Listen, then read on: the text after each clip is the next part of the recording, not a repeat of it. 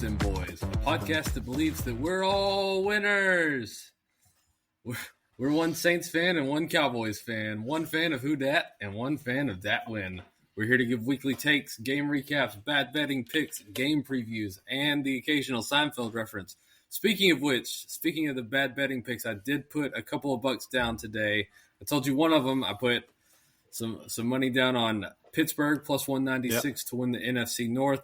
And I also found the Defensive Player of the Year odds. I put a couple of bucks on my man, Will Anderson, at plus 1,900. Our patron saint / Cowboy of the Week is a defensive player. Never won Defensive Player of the Year, though. Defensive back Omar Stoutmire. Stoutmire was drafted in the 7th round, 224th overall by your Dallas Cowboys in the 1997 draft out of Fresno State. Stoutmire played strong safety in the nickel defense and took the place of future Hall of Famer Darren Woodson when he sustained a knee injury. Stoutmire started in his place against the Eagles, which registered 13 tackles. And that was the first time a rookie had started at safety for the Cowboys in a non-strike game since Michael Downs in 1981. I'm so down. In 1998, Stoutmire earned the free safety starting position over George Teague and Kenny Wheaton. On September 5th of 1999, Stoutmire was waived due to weaknesses in pass coverage. The next day, he'd fit right in right now. I know. Is he available on the street? On September 6th of 1999, he was claimed off waivers by the Cleveland Browns. He was never activated. He was subsequently released.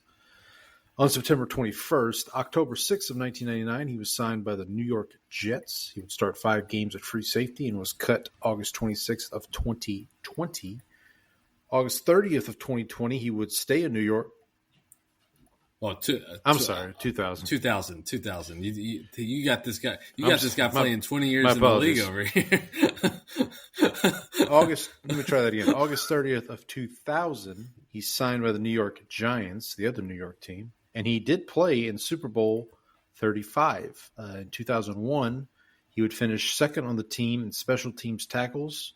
He earned the starting free safety job in 2002. And in 2003, he was third on the team in total tackles with a career high of 109. In 2004, he would be replaced in the starting lineup by Brent Alexander before being put on IR due to a torn ACL and subsequently waived on February 22nd, 2005. July 29th of 2005, Stoutmire would sign with the then Washington Redskins. Played 12 games, including 2 playoff games. And in the playoff win against the Buccaneers, he recorded 4 tackles and 1 sack. March 17th, 2006, fun fact about that date, that is also the same date that my alma mater, Northwestern State, defeated Iowa in the March Madness tournament that year. But on St. Patrick's Day. St. Patrick's Day. And the day after my 21st birthday. Also, my 22nd birthday. Not my 22nd birthday. On that date, he signs with the New Orleans Saints. He would go on to win the strong safety starting position. He started 9 games, and he helped the team reach the playoffs. Of course, that was Sean Payton's first year, Drew Brees' first year. March 20th, 2007, Stoutmire would return to the Redskins, which for what would be his final NFL season. He only played in 3 games. He was not re-signed. For his career, Stoutmire recorded 7 interceptions, 2 for the Cowboys, 2 for the Jets, 2 for the Saints, and 1 for the Giants. So in the new Immaculate Grid category, recorded an interception, you can use Stoutmire for those teams. He would also record 5 sacks. For his career, he also recorded 5 sacks and 421 tackles. In his post-playing days, Stoutmire has founded the North Texas Jackrabbits, a track and field program for youths, and he currently coaches the Prestonwood Christian Academy track team. And in 2023, he was inducted into the Fresno Athletic Hall of Fame.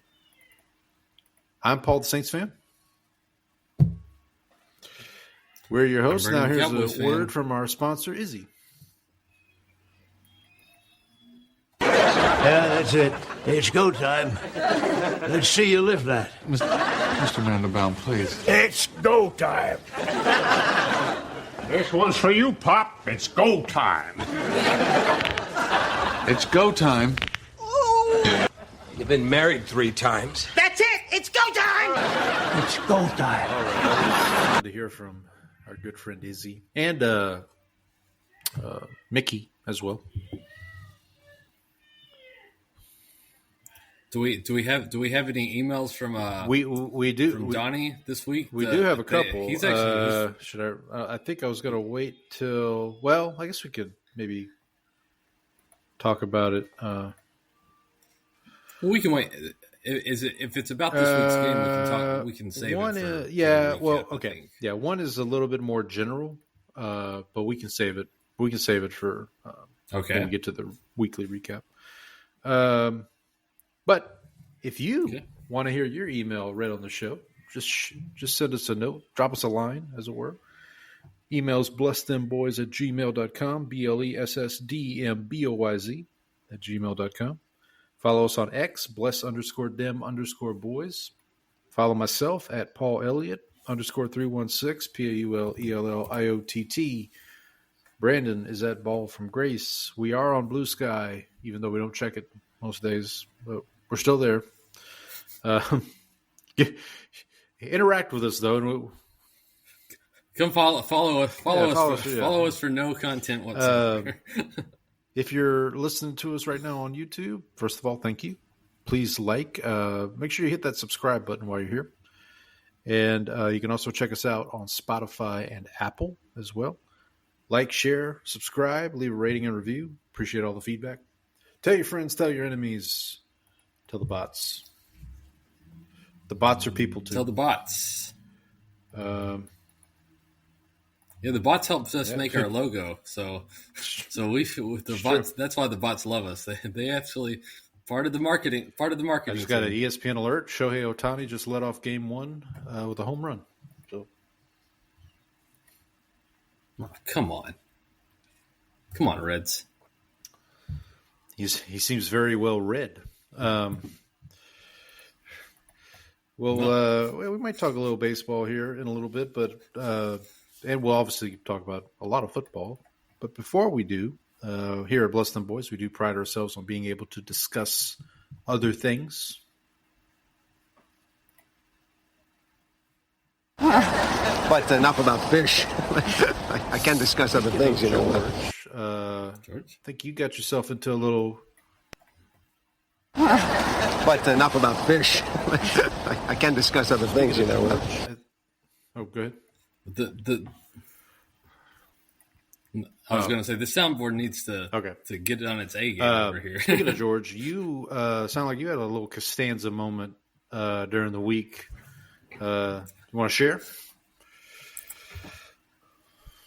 I did. Well, this happened a couple of weeks ago, and I've been meaning to share it on the show, but it needs to be shared because this is a Seinfeld adjacent podcast. But when we have each month, we do like a little celebration for birthdays. You know, we sing "Happy Happy Birthday," happy.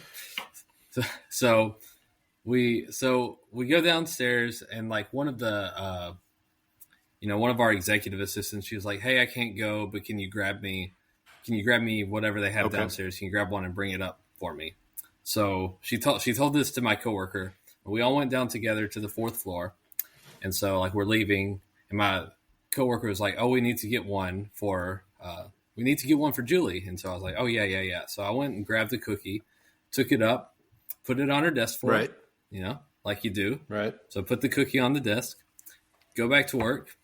So Julie comes back to her desk, and she goes over to my coworker, and he's like, "Oh, thank you so much for bringing me a cookie." And my coworker did not say, "I'm not the one who brought it up." She didn't give me credit. She just accepted credit for me bringing the cookie up for her. Like, I mean, what? We're living got a big salad in a society situation going on over here. And we are living in a society. I just want my thank you. if it had been a regular sized cookie, I wouldn't have minded. But she had to have the big. I was going to ask, was it a black and white cookie? It was a chocolate chip cookie. I can't remember the place, but it was a really good cookie, and they were pretty big. Tiff's Treats or. No, it was something. It was another place that I can't remember the name of, but it's. I'm gonna have to ask somebody to remember, but it was we ended up with extras, and so I brought some home for my kids, and my wife was like, "Oh, okay. I love these. I love their cookies." So, something that's known, but it was not Tiff's Treats. Well, so that was fun, and then this weekend, so we had my high school reunion. On Saturday. It was our 20-year reunion. So we went back and we were hanging out. So my parents were keeping the kids, so we wouldn't have to we weren't going to stay out super late anyway. So we were talking with people. We had dinner, and then my mom texts me and she's like, "Hey, can you call me?" Well, our 5-year-old has fallen and bumped her head on the coffee table and split open her eyebrow. And so my sister has a friend who's a nurse, and so she was over. My sister was at my parents' house and was like, "Hey," text her a picture and is like, "Yeah, she needs to go either get it stitched up or glued." So we have to go. We have to leave the party, go drive and meet my mom at the emergency room and take her in, and she has to get stitched up for that. So that was fun. And now because your face is has all those veins and stuff in it, and it naturally bleeds a lot. So her entire now it was just a cut, it was a gash, but it was here.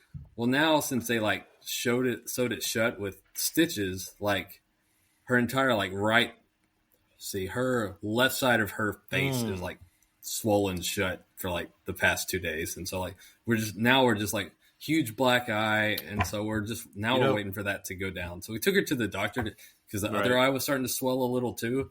But the doctor said she's able to move her eye, so we iced it, and it went down a little. But they said the first 72 hours is when it gets the worst.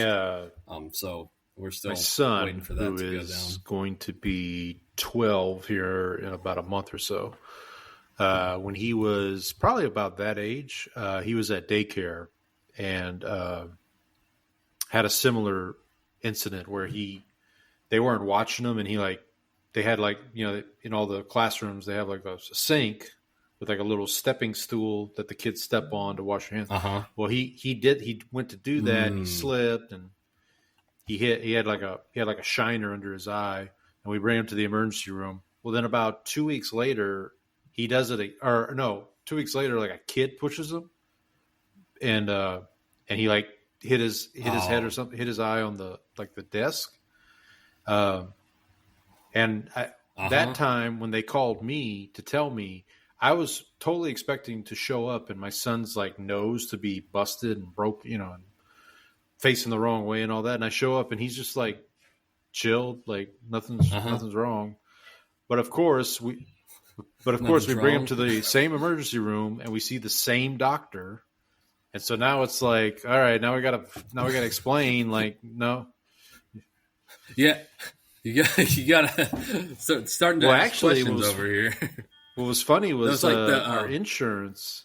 I don't know if this ever amounted to anything, but I think our insurance was wanting to question the daycare to be hey, what are y'all doing? Why is this kid still right?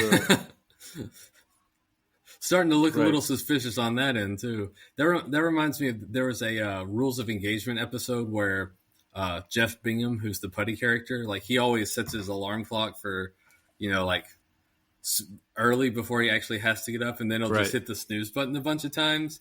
And his wife is like, well, I'm not having that. I want to get up when I want to get up. And so they switch bedsides. Because that she can be by the alarm and set it for when she wants. And so the alarm goes off and he out of habit rolls over to hit the alarm clock and smacks her in the face. and then and then, and then they go to the hospital, and she's like, and they're like asking her, and they're like, excuse me, ma'am, did your husband? And she's like all doped up from the medicine, and she's like, no, it was my fault. I deserved it. It's like, and finally, the lady's like a socials worker. He's like, you don't have to worry about him anymore. And then he's like, he comes back in because he stole some Jell-O from the cafeteria or whatever. And she's like, and the police like pull him aside, and he's like, sir, you're gonna have to come with me. And he's like, is this about the Jell-O? so that's what. So there was that, and then I wanted to ask you this, and I guess this is, the best time.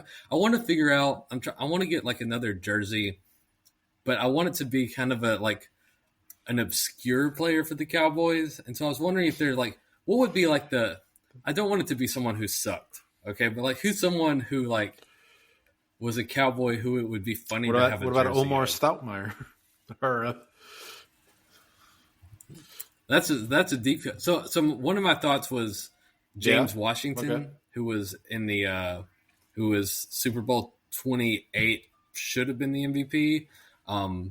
I think a Quincy Carter jersey would also be kind of funny. Yeah.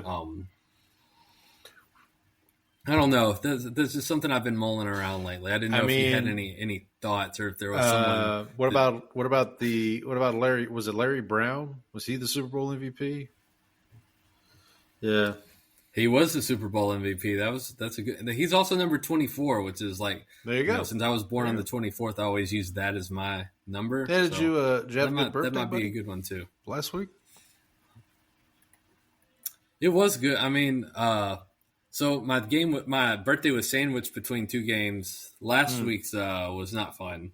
This one was actually more fun. So, I enjoyed that. I did not enjoy having to go to the emergency room. I can. So I understand. It's the fun thing about having kids. Yeah, it's like. But we did those kind of things. I know it's always something. We did go to Pluckers though, and so that was a plus. Because we are members of the Pluckers Club, and you get a free meal for your birthday. So we did that this Sunday after we came back from East Texas. What about you, Paul? What did you get up to? A couple things here. No emergency room visits for me, so that's a plus. That's good. There's a feather in my cap. Criterion Challenge 2025 knocked out two more movies from the 2020s. I watched a movie called The Worst Person in the World. Is that about the? Is that okay? I was waiting. I was like, I know he's gonna come up with.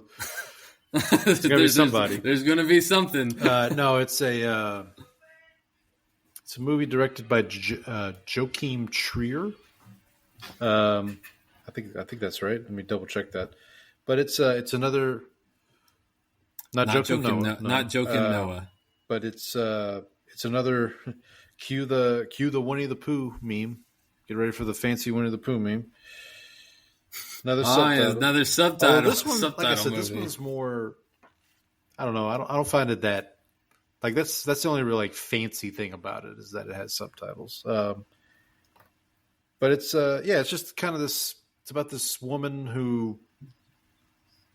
It's kind of your typical gal, and kind of her. Going through life and relationships, and it's a fine movie. It's actually on Tubi right now. If you're interested in what is she the worst person in the world, no, or is it's somebody her. else in the movie? And you I don't want to go too far into it, but yeah, you'll see if you watch the movie, you'd see why. Like just kind of different shenanigans she gets up to. Gotcha. And then for my next category was noir and neo-noir, and I watched a Denzel Washington film I had never seen, which is called Devil in a Blue Dress. It's from 1995. It's basically, imagine Denzel Washington doing his best Humphrey Bogart impersonation. He's playing like a private eye type character in, kind of that era. He's tasked with finding a woman who ran away, and just really, really good Denzel movie. I kind of wish Denzel had made more movies like this, but Don Cheadle's in it. He's also very, very good in it. Tom Sizemore, if you know who Tom Sizemore is from Heat or from Saving Private Ryan, those kind of movies. So another good one. I did watch a neo-noir movie once called American History X. Yeah. It's about the neo-Nazis. Saw that one too. Great Edward Norton slam dunk scene in that movie. I can't say the other things Edward Norton does in that movie are commendable. Let's just right on the curb. Caught up on a couple of movies that were released in 2025 that are now available on streaming. 28 Years Later, which is the latest in the 28 blank later, series. Really good. Lived up to the hype. I mean, people have been really hyping it up, and it's very good. The next movie's coming out in January, I believe. It's called 28 it's called 28. I think it's like 28 Years Later, Bone Temple or something like that. Which, if you've seen, you have to see this movie to kind of get that reference. But yeah, so really good. Ralph Fiennes performance, really good kid performance. I forget the kid's name in the movie, but very good performance. And then I watched the latest John Wick installment, Ballerina, with Ana de Armas. Yeah, it's a John Wick movie. I mean, if you like the John Wick movies, you're probably going to like this one. One of the sickest kills I've ever seen in a movie, honestly. I don't think this is spoiling too much, but she has a belt with a grenade on it. You know those belts you see where they put the grenades in the pouch? Yeah. Uh-huh.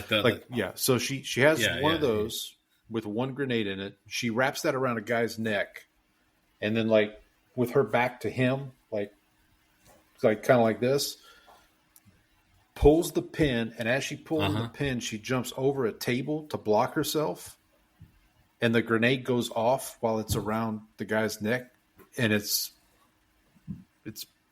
insane. It's one of the most insane things I've ever seen. Sounds It is. Sounds pretty brutal.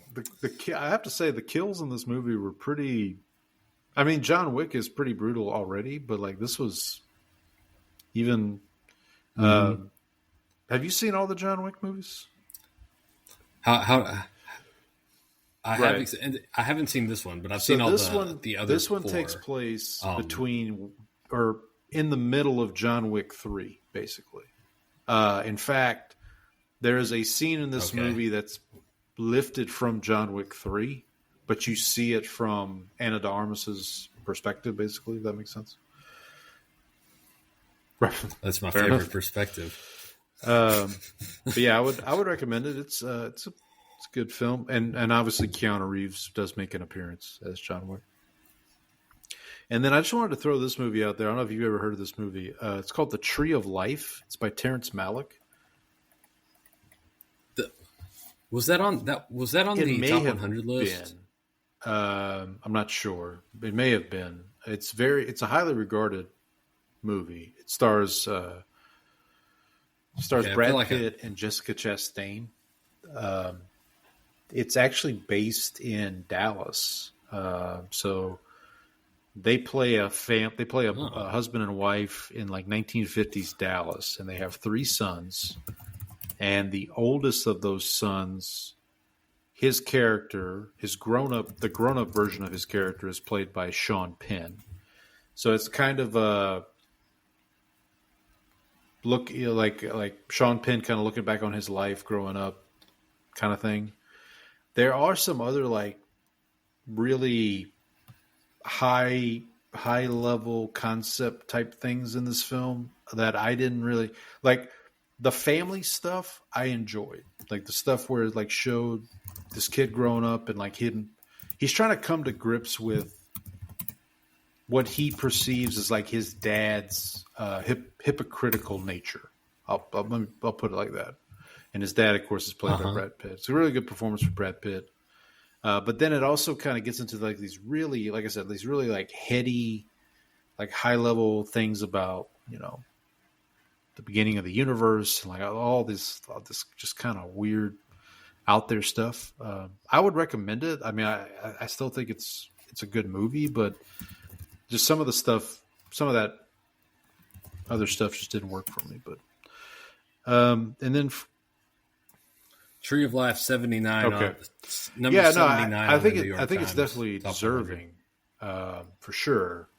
It might not be everybody's cup of tea because there's parts of that movie where you're kind of like, wait, what's going on? Like, what just happened? Like, why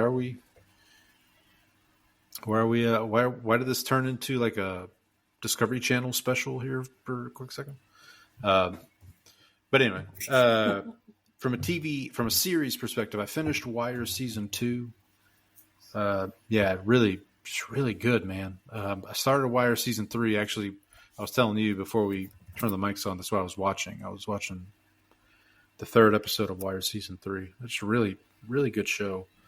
And then my current show on HBO that I'm watching is Task with Mark Ruffalo. It's actually, we're about halfway done now because they just finished episode 4 of a 7-episode season, I guess, or it's a mini series. I don't know if they're planning on another season, but you know how that goes.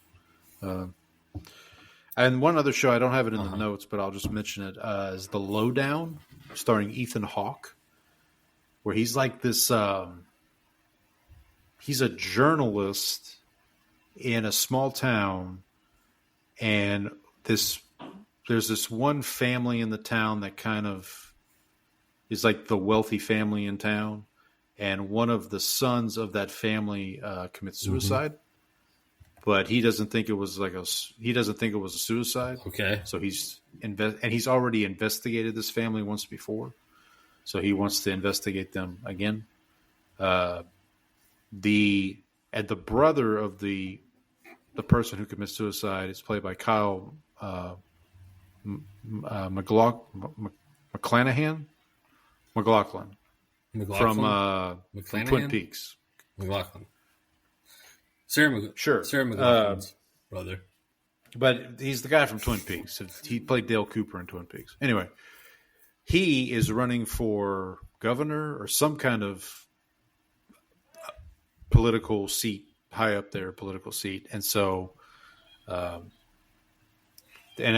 Peter Dinklage is supposed to be in the show. He hasn't shown up yet, but he's supposed to show up. Peter Dinklage. You know, I posted that clip today of us talking about Peter Dinklage being on I missed that Seinfeld. Yeah, we got about 700 views on it. So, all right, you know, not bad at all. Not bad. Yeah, people seem to like it. Yeah, that's about it for me. I don't really have any. No DoorDash problems. Wait, there was something. I'm trying to remember now. There was something that happened. It wasn't DoorDash related. It was more like, I know what it was. So this wasn't DoorDash. It was Chick-Fil-A, and it wasn't Chick-fil-A's fault. But basically, Saturday, it had to be Saturday because Sunday they're closed. Saturday, my wife decided she wanted Chick-fil-A for lunch. So put the order in on the app for pickup. I go to Chick-fil-A right by the house. I pull into the curbside spot, and I go to hit the button to put my number in, my space number, and I accidentally hit a button that says already picked up my order or something like that, which I never – I don't think I had never seen it before. Like I just wasn't paying attention. I just hit the button. I'm like, uh-oh. So I then have to. That's a problem. No. Run in. No, I didn't get my food yet. Wasn't anything like that. I just backed out, went through the drive-thru, and told them like, "Hey, I goofed up," and so they were nice enough to give me my food. Well, I mean, it's Chick-fil-A. It's Right. Chick-fil-A, right? You kind of hope that, yeah. If you did something so bad that made the Chick-fil-A employees get mad at you, like we've got some Right, we've got some seriously. bigger problems on your hands. So I did want to add this. I forgot to add this to the show notes, but I've got 3 new music releases that have come out in the past couple of weeks that I've been listening to. Bleeds, an album by Wednesday, really good. Kind of like a indie rock. But they're kind of like this album. They kind of like explore a little bit more of the have a little bit more of the Americana feel to it on some of their tracks. Supposed Georgia Bulldogs fan Clover County's debut album, LP also came out on this past Friday, Finer Things. So highly recommend that. Really like the song. Good Game's good. Whiskey Cherry also really good. And then Shooting Star by Golden Apples was another release that just came out. So those 3 albums, if you get a chance, go and check them out. I also need to listen to. I know Geese came out with a new album, so I need to go listen to that. But you texted me over the not yet weekend, gotten and to we were that. texting back and forth. You said, "Yeah, Geese," or I texted you a video of Goose and Jim James, the lead singer from My Morning Jacket, doing one of his songs, A-E-I-O-U, and I captioned it with "My Morning Goose?" ? And then you came back with, "Oh, Geese has a new album," but I read it as Goose has a new album because Goose did release a new album somewhat recently, like within the last month or so. Yeah, this year. Yeah, I think I might have even I talked think, about it on the show. Like it was like songs I think they've only performed live before that they just finally decided to put in the studio. Mm-hmm. Yeah, Put them on an album. so Geese does have a new album apparently. So I need to check that out as well. So Goose and Geese both came out with new about albums this year. You have anything else to talk about before we transition? No, I think we can get to the before that. college I'm just going football. to take a quick. I'm once going to take again. a quick break before. Oh, go ahead. College football. Okay. All right. Dodgers still leading the Reds right now, 1-0. Paul and I were talking about this beforehand, but the Tigers beat the Guardians 2-1 to kick off the playoffs. The Chicago Cubs beat the San Diego Padres. Shout out to Trang. We're hoping that the Padres can come back and win 2 in a row to get that series. Chicago is currently up. They won the first game 3-1. And Boston, visiting in New York, also held on against the Yankees. Aroldis Chapman got the bases loaded with nobody out. Got a couple of strikeouts, or got a strikeout, the pop out, and got the final out, I think, also on a strikeout. So Boston hangs on. They're up 1-0. Cincinnati and LA currently in the bottom of the third. LA leading 1-0 on the Shohei Ohtani leadoff homer. Paul and I were talking about who we'd be cheering for. Both our teams, me the Rangers fan, Paul the Astros fan. Both our teams will be at home. Paul said he is going to cheer for the Blue Jays since George Springer's there. I will not be cheering for the Blue Jays because I hate them. And Rougned Odor still has the biggest hit in his career, delivered to the jaw. So I heard you talking about our friend Trang. She was tweeting through it today, buddy, with the Padres. God bless her. Yeah. Yeah, she said I asked her to rank her like which of her 3 teams give her the most pain, like order from like most pain to least pain, and so I assumed it would be the Seahawks, but she actually said the Padres are number 1, Seahawks number 2, and then the Clippers. We need to Clippers get Trang's opinion of the Kawhi Leonard aspiration situation. Oh yes, the tree situation, as we. So I had when I was at SFA, one of my professors was a big Padres fan, and I remember asking him questions like, so like what was it like to watch Tony Gwynn like in his good years, like in his heyday. I remember the one Padres player I just remember for whatever reason is Culvio Veras. Do you remember Culvio Veras? He was a second baseman. Played for maybe the Marlins as well. I know he played, but he was on that World Series team for the Padres. I'm pretty sure he was on the World Series.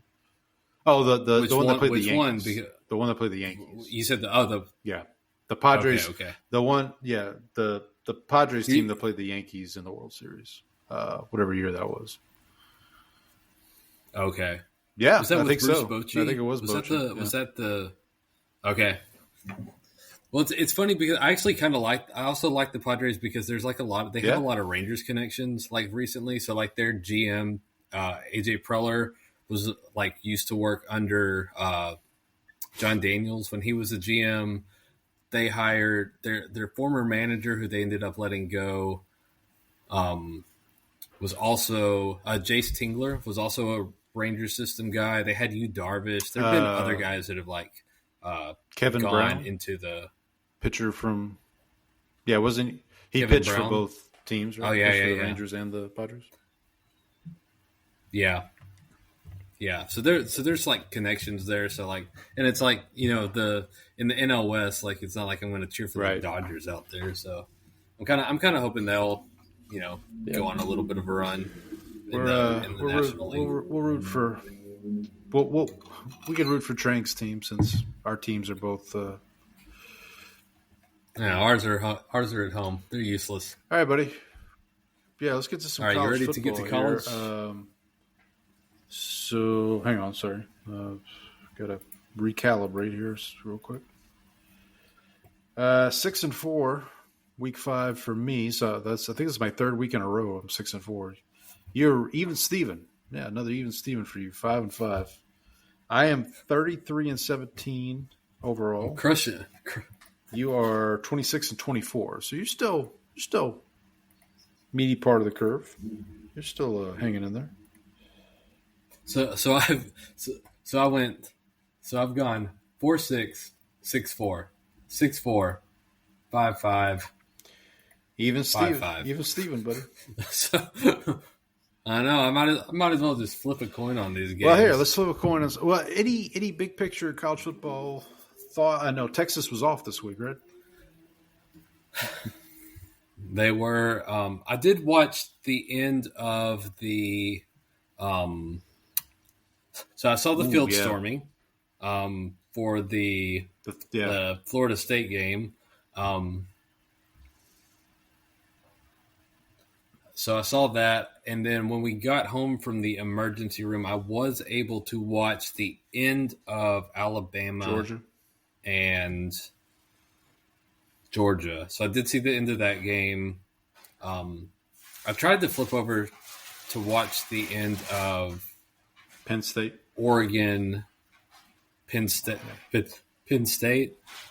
But I think I either missed it or like the news was on when I got to NBC. So I missed the end of that. Yeah, one. Same here. I watched a little bit of LSU, Ole Miss. Watched a little bit of what was the big 11? I'm just going back through our picks last week. Yeah, A&M and Auburn. I think I saw a little bit. I was really that game was that one was. Well, I was really mad at Georgia Tech because I picked them. I laid 16.5 with them, and they were losing at halftime to Wake Forest, and that's when I texted you. I said the ACC is a bunch of frauds, like Florida State. They Georgia are a Tech. bunch of frauds. Georgia Tech win. did end up They just coming didn't back cover. to win, though. But they did not cover. Well, here let's see if we have any better luck this week, buddy. You want to go through these games? Let's start in the Big Ten. We got the Badgers, Wisconsin, going to the Big House. The Big House in Ann Arbor, right? Yeah. The Michigan Wolverines hosting, laying 16.5. I think I'm going to lay the points with the Wolverines. All right. I'm on the Wolverines. Another Big Ten matchup here. Illinois coming off a bounce-back win over the USC Trojans. They're going to travel to Purdue, take on the Boilermakers. Boilermakers are the home dog here. They are getting 10.5. I'll lay the 10.5 with the Illini. I'm going to take the Boilermakers. Shout out to Zach Edey. Absolutely. College game day this week. Their game, Vanderbilt. That's right, boys and girls. Vanderbilt, number 16 in the country, 5-0, travels to Tuscaloosa to take on the Crimson Tide. Tide are laying 10.5. Remember, Vanderbilt did beat Alabama last year in Nashville. They did. Boy, Alabama looked like they looked pretty good against Georgia last week. I think I'm going to lay. Yeah, they did. And I think both Georgia and Alabama had like a deep pass that the wide receiver dropped. So like each of them had like kind of that moment. So I think those cancel out. But I think I'm going to lay the points here. I keep seeing Vanderbilt because Vanderbilt's like laid on points. Like they've scored over 50 the past 2 weeks, and it's like every single stat that they have about this Vanderbilt team is like first time they've done this since like 1920. It's like this is before World War II. Even Jay Cutler could not get them to these heights. Diego Pavia. I think he's gonna get an 8th year of eligibility next year or something like that. All right, a game that you will be paying close attention to: the Longhorns traveling down to the Swamp, take on the Florida Gators. Home dog Gators are getting 7.5. I'll take the 7.5 with the Gators out of respect for you. Yeah, I'm taking the Gators. Penn State reeling off of that overtime loss or double overtime loss to Oregon, I believe. They're traveling out west to UCLA. They are going to lay 25.5 points. UCLA 0-4. Coach has already been fired. A lot of people don't know about UCLA. We're in LA. It's us in USC. Yeah, the most historic basketball program maybe of all time, but nobody knows about UCLA. Yeah, I'm going to lay the. Yeah, right. Troy Aikman went there, by the way. Did. Troy Aikman went there. I'm going to lay the 25.5 with the Lions. You couldn't. I'm not touching UCLA. I don't. Yeah, I don't know anything about UCLA either. A game that at the beginning of the year looked like it might be of importance, might still be of importance.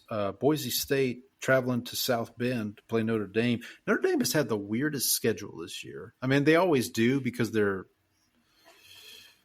I think that's part of they've played. What makes so they played Notre Dame. Miami, A&M, Purdue, Arkansas, and now they welcome in Boise State. Notre Dame is laying 17.5.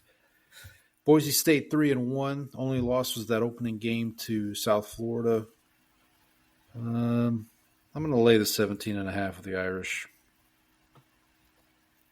Yeah, I feel like Notre Dame, based on the fact that they already have 2 losses, they're going to need to accumulate some style points if they want to get into the playoff talk. And I will say, Memphis beat Arkansas 2 weeks ago.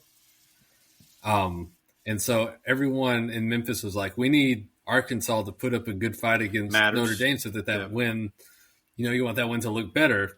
It doesn't look better. It doesn't look better after this week. So we should also point out, guess who's back? Oh, yeah. at the University of Arkansas is the interim head coach, Mr. Petrino, Motorcycle himself, Bobby Petrino. I heard a rumor. One of the coaching names I heard rumored was John Gruden for the Arkansas job. Good luck with that. Which beleaguered former head Well, coach should we choose from?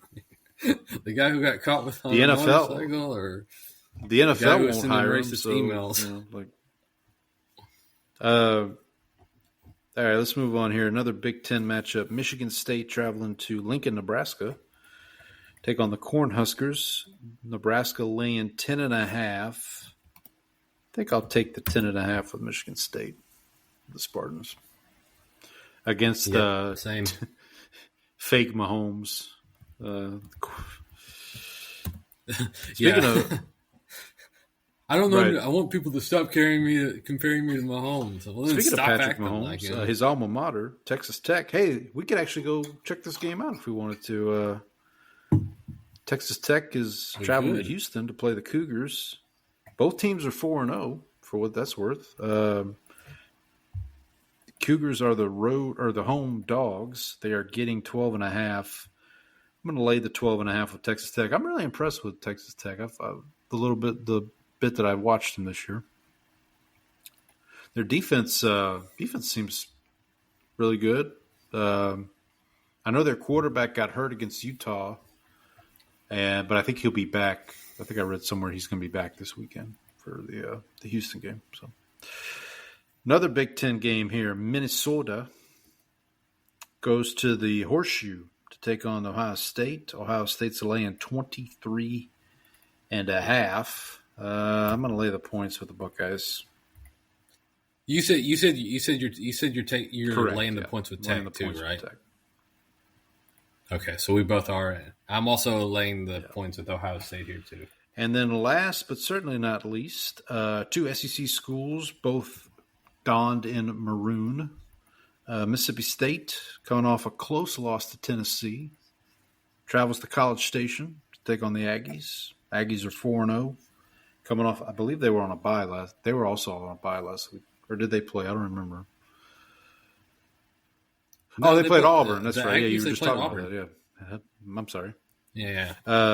Yep. But anyway, the Aggies are laying 14.5. I'm going to take the 14.5 with the Bulldogs. I'm going to go for the jinx. Yeah, you do what you got to do. the alma mater. That's what I got to do. Dak Prescott, be damned. I will be cheering hard for Mr. Prescott's team. Yeah. So, all right. Anything else college football related before we get to the professionals here?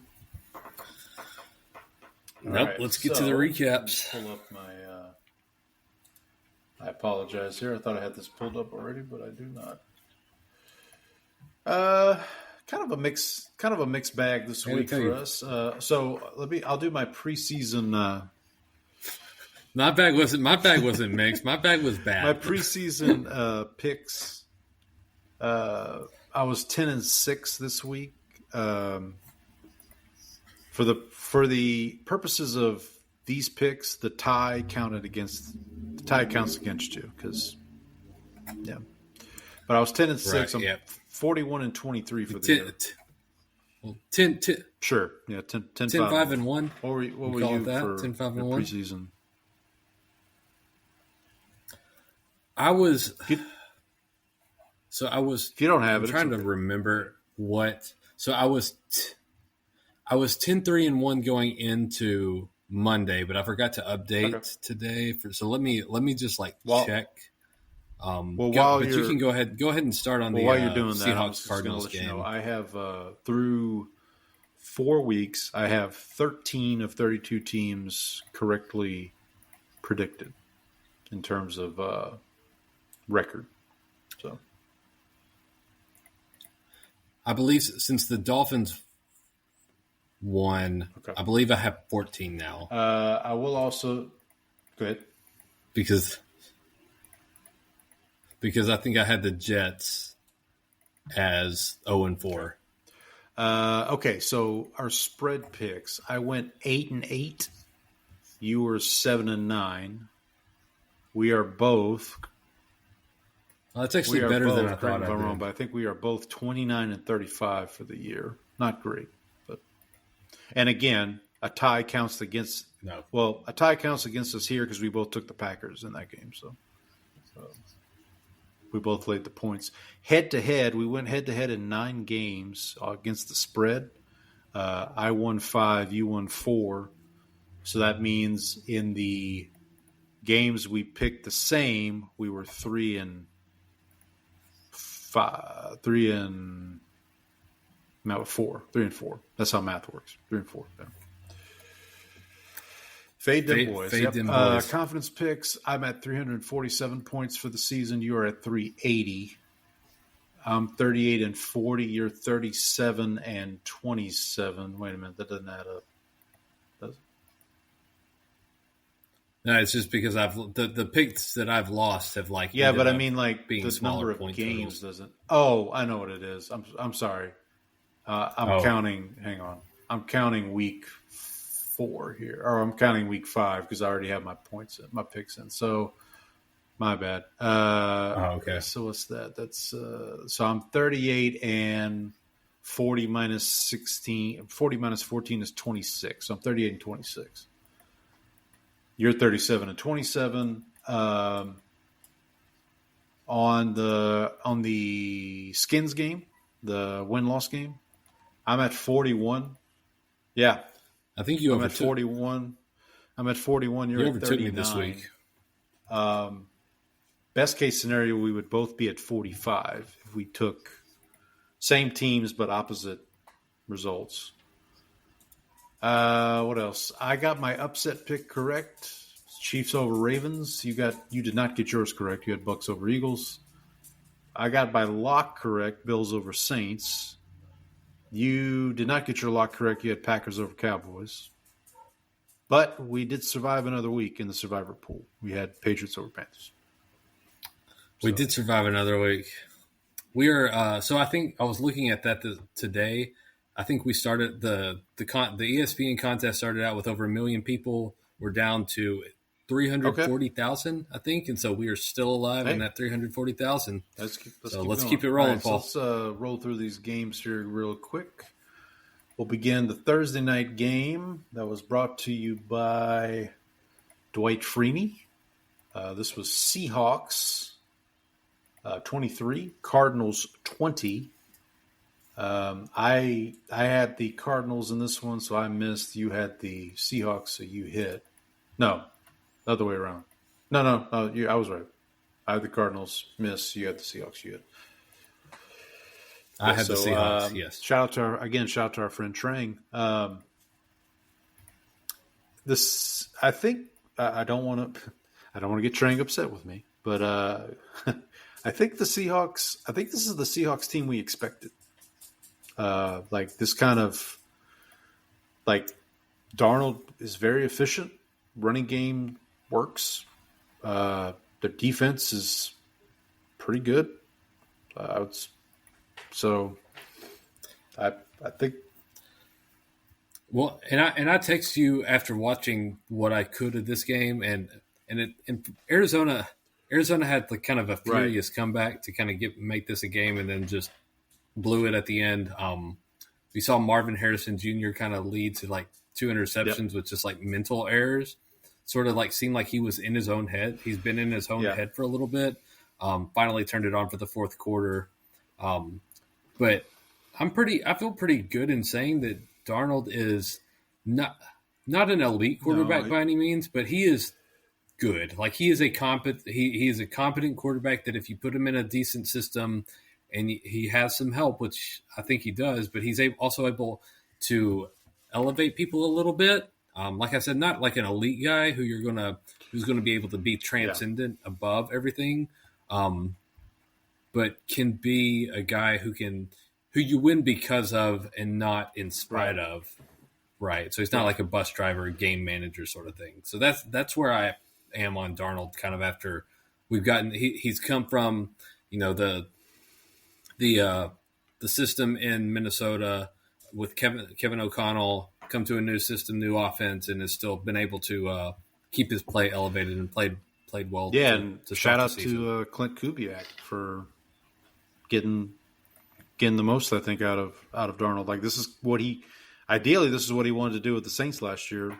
Just that didn't pan out. So, and like I said, their defense is, I think, the real deal. So, onward and upward for the Seahawks. I definitely think they are a force to be reckoned with. The Cardinals, they kind of are who we thought they were too. Like Kyler, I still don't trust Kyler.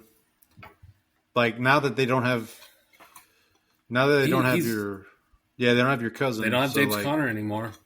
That, like, what do they do? I mean, I think their defense is still pretty good. Maybe keep them in games a little bit, but you should look at there's been a big drop off, and Nate Tice actually tweeted this because the entire run game and the run situation, even with James Conner there, is their like success rate and their efficiency has gone way down. And do you know who they lost Clayton in Adams. the offseason? Yeah, Clayton Adams, who is now in Dallas and revamping the offensive system in Dallas. They miss him a lot, and I think you're starting to see that. And it's just Kyler is just like he's too. I mean, he can get hot and light you up, but he is too hot and cold, and he's never just going to be. I just don't. I'm past to the point where I think that he's going to be a consistently great. This Cardinals team feels like almost like the Saints team of last year, where it's like they could either win and like compete for a playoff spot, or they could end up picking in the top 10. Like, I really don't know. Yeah. What.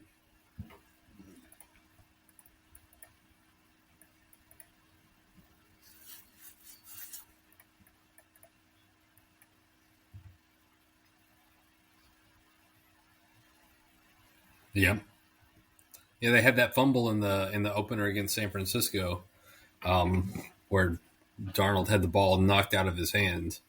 But still in a good spot. I think it's gonna be interesting because that division feels like it's gonna come down to the Seahawks and the Rams at this point, because San Francisco is good, but just feels like they are a bit too injured.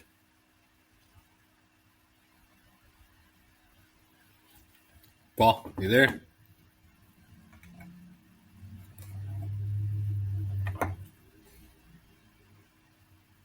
All right. It seems Paul's computer. Kramer, this phone's a piece of junk. So we'll wait for him to get back on, and then we'll move on to the Sunday early game played in Dublin. We'll talk about the Steelers and the Vikings once Paul gets back.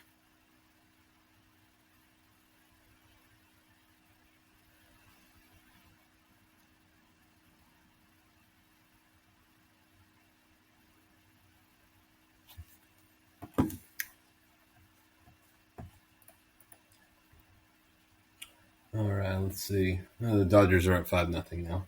Fantastic. Stars currently up 4-2 on the Blues in the NBA preseason. Game 5 going on in WNBA. Fever Aces for the final spot in the WNBA Championship Series. Aces up 38-37 in the second quarter. 4 minutes left before halftime.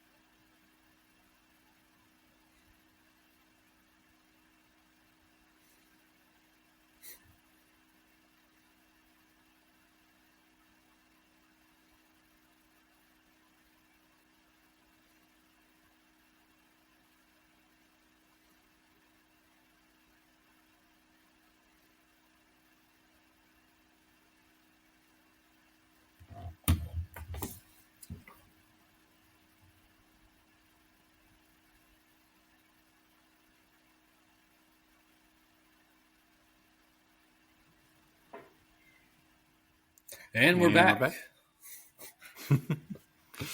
All right. Yeah, like literally, my computer just stopped. It was just like, nope. We're done here. We're done. All right. I think we can move on. We can move on to the Dublin game. We can talk about Bubby Brister presents Steelers 24, Vikings 21. Paul, what'd you think of this one? Doesn't look like Carson Wentz still has it. I'm glad I took the Steelers. Glad I took the points. The most surprising thing of this game for me was the Steelers just ran the ball right at the Vikings defense. Like that was the big thing is they were just blowing them off the ball like every single play. Like the Vikings had no push, and I don't know, like not something you expect from that defense. And really, like all they really had passing wise was that one long play to Metcalf, which was a yards after catch special. Like it wasn't like it's not like Rodgers is throwing the ball deep. He's just No, it was a lot of quick game and a lot of short passing. Really, with that, it was just that, and then because he just hit him. It was just a kind of post route, and then Metcalf just housed it on that touchdown, which helped my fantasy team, by the way. Fair enough. We'll talk about the AFC North a little bit more in a minute, but like the Steelers are kind of in the driver's seat now, like with the Ravens, with their the other two good teams have their quarterbacks injured. The other team is starting Joe Flacco, so like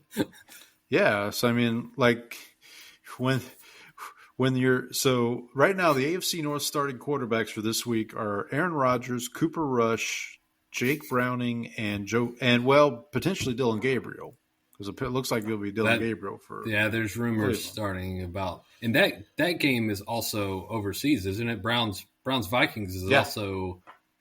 Is that the Germany game? No, it's in London. Oh, it's one of the London games. Okay. Oh, yes. Germany. I don't remember what the Germany game is. It's coming up later, but Panthers Giants again. You know what you did. you know what you did, Germany. You know what you did. I don't like. So like these two teams are, I think, going in opposite directions. You did send me something I found quite funny about Vikings fans getting tired of Kevin O'Connell. Buddy. It's like, calm down. Let's just calm down, folks. Like, I think somebody, because I think I got that tweet from a Titans fan on my timeline, and he was like, Titans fans would trade 2 first-round picks right now for Kevin O'Connell. Like, dude, please stop. Someone said that. Someone said, I was listening to the Athletic football show, and he said, Derek Klassen said that it looked like Kevin O'Connell was like trying to basically like play the game through Carson Wentz, like he had a remote control, but there were moments where the remote batteries would crap out, and you could see like Carson Wentz would just freeze, and it looked like he was glitching or something. So basically, it was just like it's Carson can't do it. So he winced. I don't think JJ McCarthy is going to not get. I don't think McCarthy's in danger of losing his job right now. I think he's good. Don't know when he'll be back, but I think he's good when he comes back. This Steelers might be, the talk of Mike Tomlin's demise may have been. No, don't get me wrong. I still think the team sucks, but I think that they just they've fallen backwards into success over here. They're like Kramer. Well, that's right. They fall ass backwards into money. Yeah. Yeah. Andy, earmuffs. Well, sorry about that, Andy. Speaking of teams that are not too good, Jabari Greer presents Bills 31, Saints 19. This could have been a lot worse. And after the first Bills drive, I thought it was going to be worse. So give the Saints credit. I mean, Bills take the ball right down the field, score. Saints come right back, score themselves, tie the game. Kind of hung in there for 3 quarters. Didn't they have a chance to take? Didn't they have a chance to take the lead and then they ran? Then they let Chris Olave throw a pass. No, so that was so a couple of they had a ball in the end zone that if Brandon Cooks catches it. Now, to be fair, the pass from Rattler was woefully behind Cooks. Cooks would have had to make a pretty spectacular catch, but if Cooks catches that ball, the Saints are in the lead. But you're referring to earlier in the game, they decided to run a Philly special, which my message to Kellen Moore is like, buddy, let's win some games first before we start. So this is my thing about Kellen Moore is like a lot of him is like very like like very football practical. Smart, and every now and then he'll just like, I'm gonna get real cute with this right now. I'm gonna watch this. That's what it is, man. It's like 90% of the game on Sunday. It's like, man, because here's the thing. You got to remember the context. So week 3, they go out to Seattle. They look like total poo-poo. They just look bad on all phases. So this game, they get an interception of Allen from Jonas Sanker, who was like a 5th-round pick. That looks like now he looks like he's kind of a steal. Sanker? I hardly know her. Right. Their punter pins the Bills with like inside their own 10 twice. They get, so they're getting good complimentary football. And then he just decides on like a 2nd and goal from like the inside the 10, I'm just going to run the Philly special with Olave throwing it. Now, I should point out, Cole Bishop, the safety for the Bills, makes a pretty damn good play to get that interception because like, it ended up being like a one-handed catch. So, kudos to him. But like, it was one of those things where as the play was developing, I was like, oh, nope, it ain't working. No. So, what are you going to do? But if I'm Buffalo, I might be a little concerned that the Saints could run for almost 200 yards. I think that's been their problem all year. Like Derrick Henry carved them up on the ground. I think Buffalo's run defense is probably going to be their Achilles heel right now. Like that's what it feels like. So, yeah, and we should mention Ed Oliver was not playing. I think Matt Milano, who's their linebacker, was not playing. So they have some injuries, but.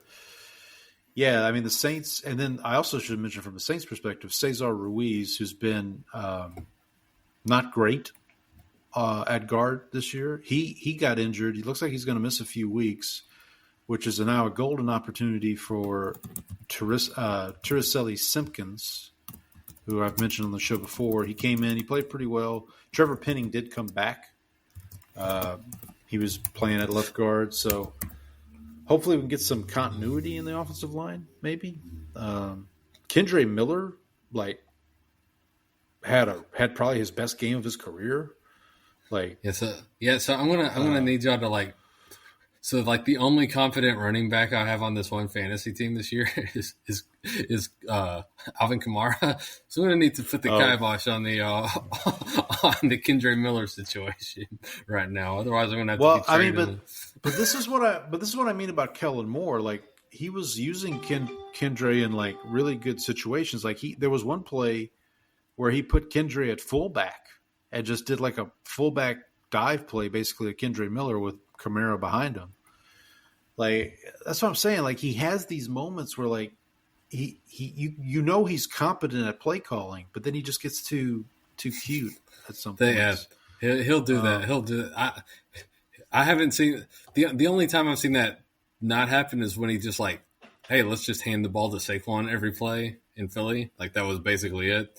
But in Dallas, and I didn't get to watch much of him in his teams when he was with the Chargers, but with the Cowboys, he definitely had moments like that. Paul, did I lose you again?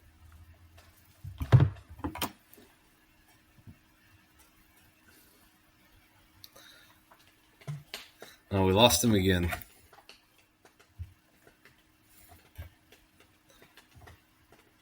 I hear something. Up. Oh, are we There back? you are. Yeah, we're back. You froze on my end.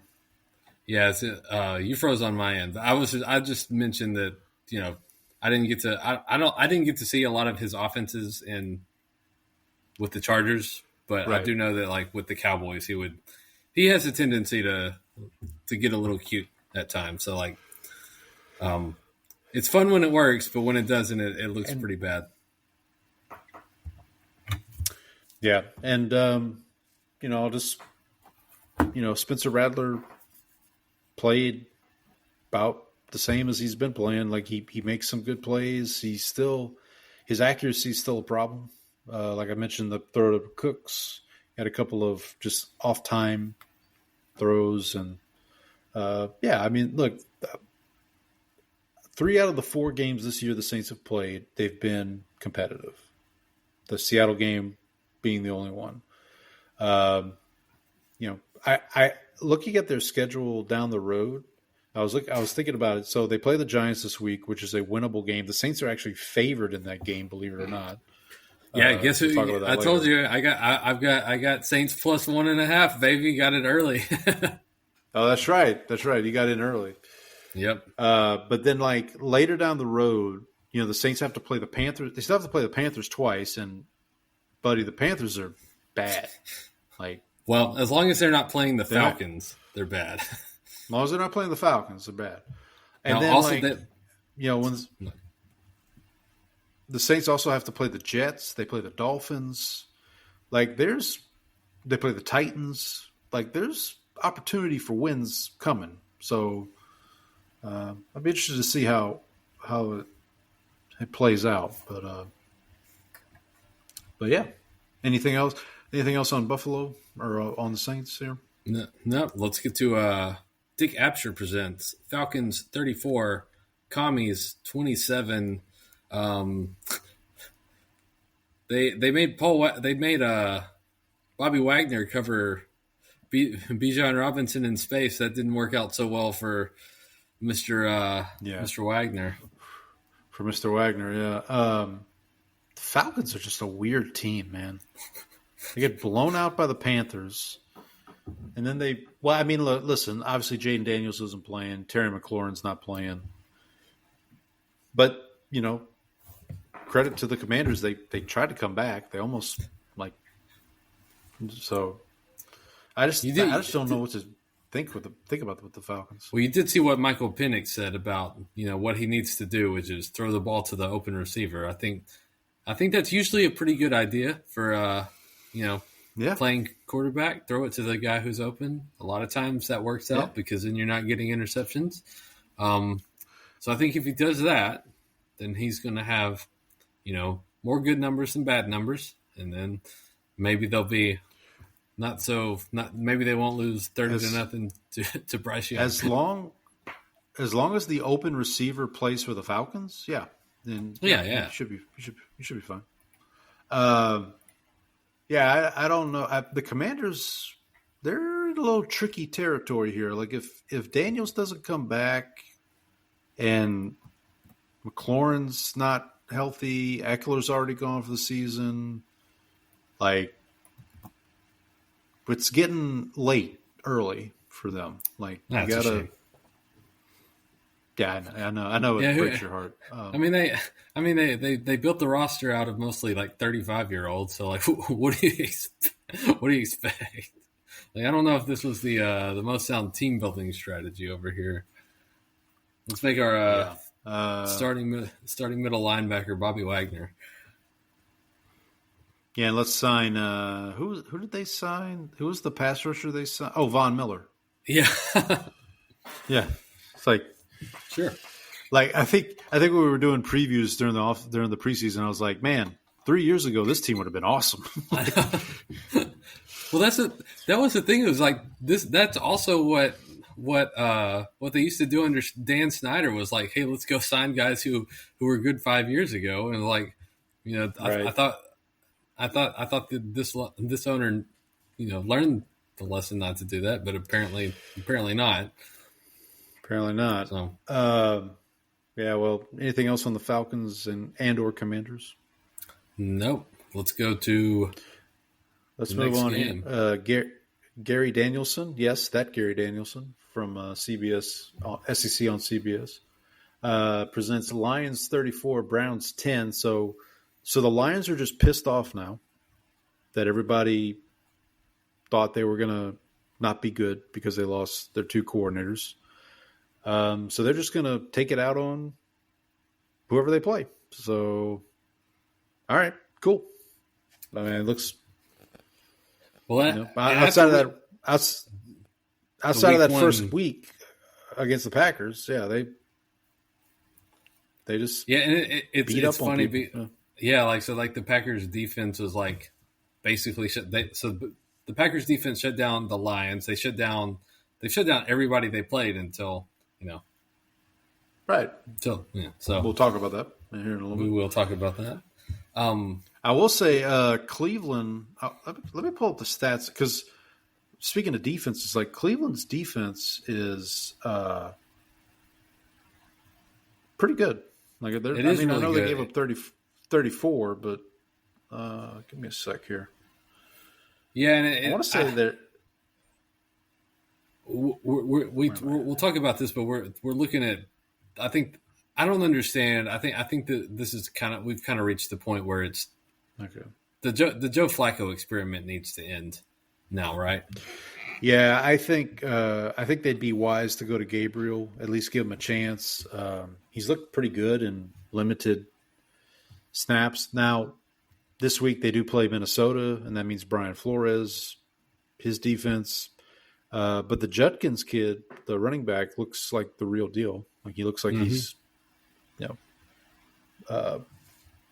ready to contribute. So, yeah, who knows? Maybe you got to. And then we'll talk about this other team here in a little bit. But they traded for Texans left tackle Cam Robinson. Did the Browns? I guess everything's going so well for the Texans O-line. They can just trade their. So apparently, left tackles. The Nate Tice, son of Mike Tice, he said that the Cam Robinson has basically been unplayable for multiple seasons now, and like the Texans fell into this trap, and then like they realized, we screwed up, and so now they're trading him to Cleveland. It's also funny because they just paid like $10 million to Cam Robinson to play 4 games, and they like right before that they paid like $9 million to CJ Gardner-Johnson to play 3 games. So like $19 million to play a combined 7 games for 2 players is great money management there. Yeah, Cam Robinson got traded last year in the middle of the season from Jacksonville to Minnesota because Minnesota they lost Christian Darrisaw, who was their left tackle, and then he signed with Houston this offseason. But yeah, that's weird 12 months for Mr. Robinson there. He's all over the place. It's all over the place. All right. Speaking of the Texans, you want to take this next game? Yeah, so current Cowboy Jadeveon Clowney presents Texans 26, Titans 0. Paul, I think the Titans are bad. Their quarterback said, and I quote, "We ass." They need to put that on the team shirt and sell it in the team store. I'm sure they would. Those would go like hotcakes. I'm sure. Yeah, I'm sure they would. I'm gonna have to put the explicit tag on this episode for Andy, so he knows not to listen to it with the kid in the car. Might have to. So, have you ever seen a team win a game 26-0 and be less impressed? Like They didn't score like a touchdown until like the fourth quarter, right? Yeah, that's what I'm saying. Like I texted you after. I said, "Hey, I think they found their running back one, this Woody Marks kid." Yeah. And I sent you the stats, and it was like three yards per carry or something. Like, well, that's not great, buddy. If that's your running back one, that's an improvement over the situation. That's not exactly a great picture that you're painting for me over here. So, to be fair to Mr. Marks, he had 4.1 yards per carry in this game. Okay. C.J. Stroud, 22 of 28, 233, 2 touchdowns. Let me look at the play-by-play here. So they got – you're right. They did not score a touchdown until the fourth quarter. They scored 3 in the fourth quarter for what it's worth. Do they have a safety? No. They had field goal. They must have missed the extra point, I guess. Oh, okay. Yeah, okay.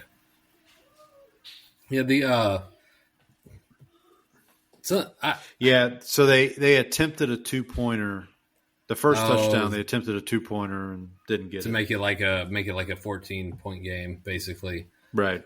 Yeah, because they had 6. They scored a touchdown. Yeah. Yeah, I don't know if you need to really worry about Tennessee scoring touchdowns at this point. I saw people like during the offseason say like, hey, maybe the Titans could be a sneaky playoff team. Is like, I don't see it, folks. Like, yeah, I was you.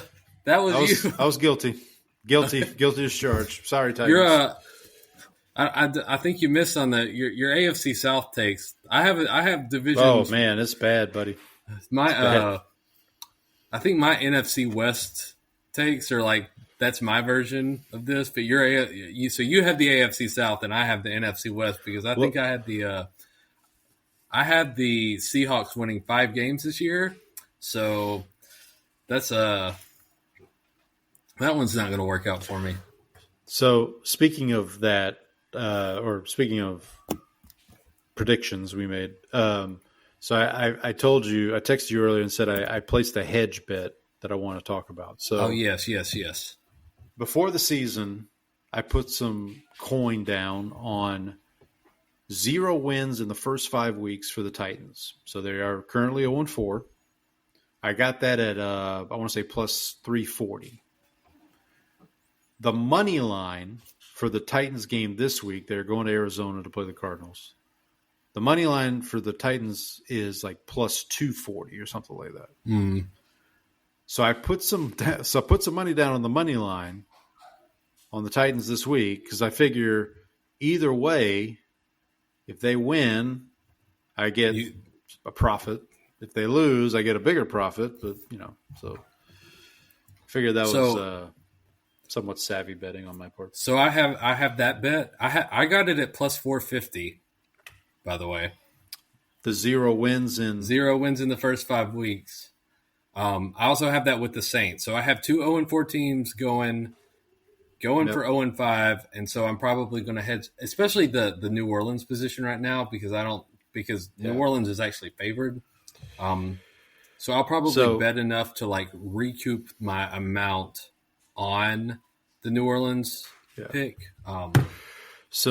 So Titans money line this week, I'm sorry, is plus 320. That's what I got it at on rebet. Mm-hmm. The 0 wins in 5 weeks, I got it plus 450. So okay, so you got it at the same price as me then. Yeah. Now, to your point about the Saints, I had a similar thought about the Giants because the Giants I had 1 win in the first 5 weeks. But that would mean I'd have to pick to hedge that. I'd have to take the Giants money line, which is minus money at this point. So I didn't.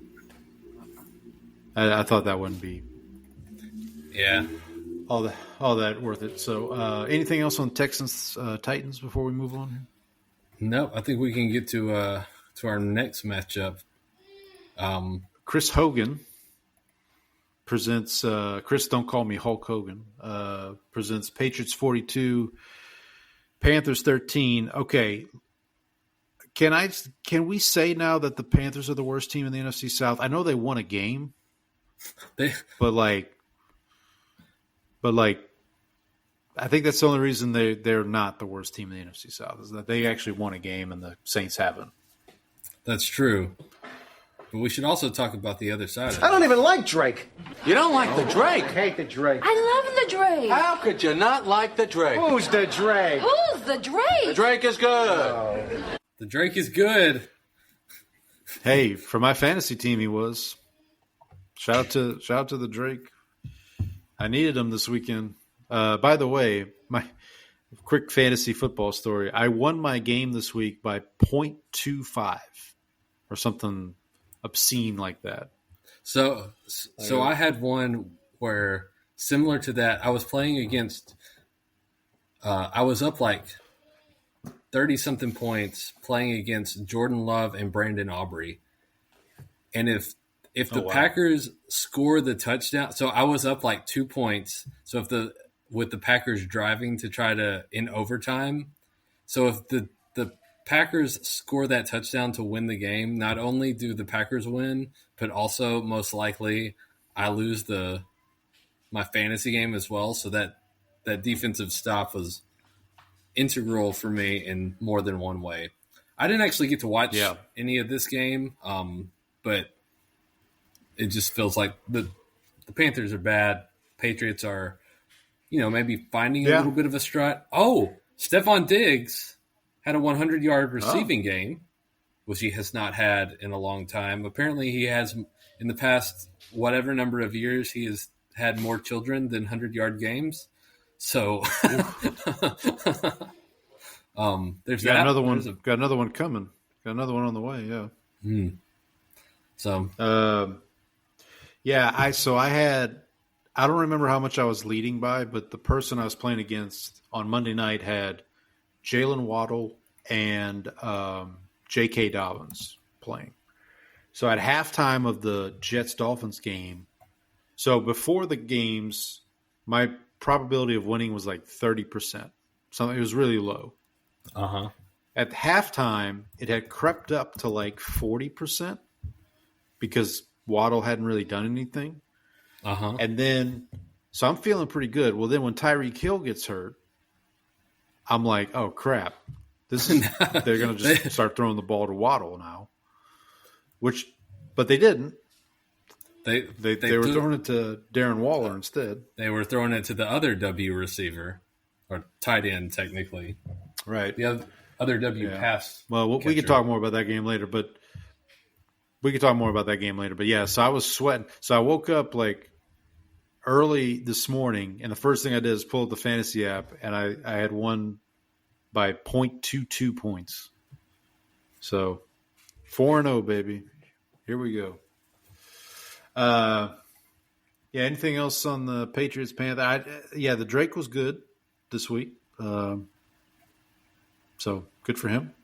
I guess we can move on to next one here. Jackson Dart gets his first start. The Norman Hand. You use your hand to throw the darts. The Norman Hand presents There you go. Giants 21, Chargers 18. We both had the Chargers in this one, so we both missed.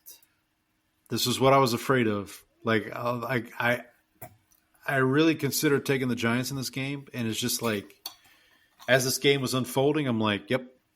So Joe Alt gets hurt. It looks like a high ankle sprain. Yep. Well, it looked like it could have been worse because wasn't he carted off on this too? He was carted off. Yeah, he was carted off. I think I read it was high ankle sprain. They're going through options right now, is what I've heard. But then Dart's first drive, I think they score on his first drive, right? Wasn't it like I think so. Straight down the field? I mean, it feels like Dayball's getting to do with Dart what he did with Josh Allen. I'm not saying Jackson Dart is Josh Allen. That's not. Let me be clear. But it feels like he's getting to run that similar type of offense. And then Cam Scatterbo also you mean had a pretty good game. You mean the crayon eater? People have like calling him like this dude is such a like crayon eater just because he's like a kind of a meathead, just like Oh, okay. it's just kind of a you just know that dude was like sniffing glue and eating crayons back in elementary school. It's just Did you eat a lot of paint chips as a kid?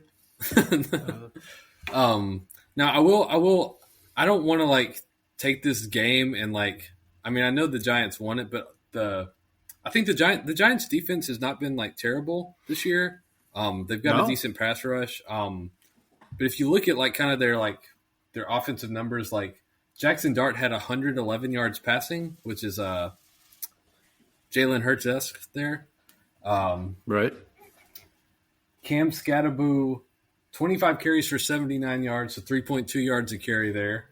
And then I think the play-by-play for like the team stats, the Giants averaged 3.3 yards per pass. Okay.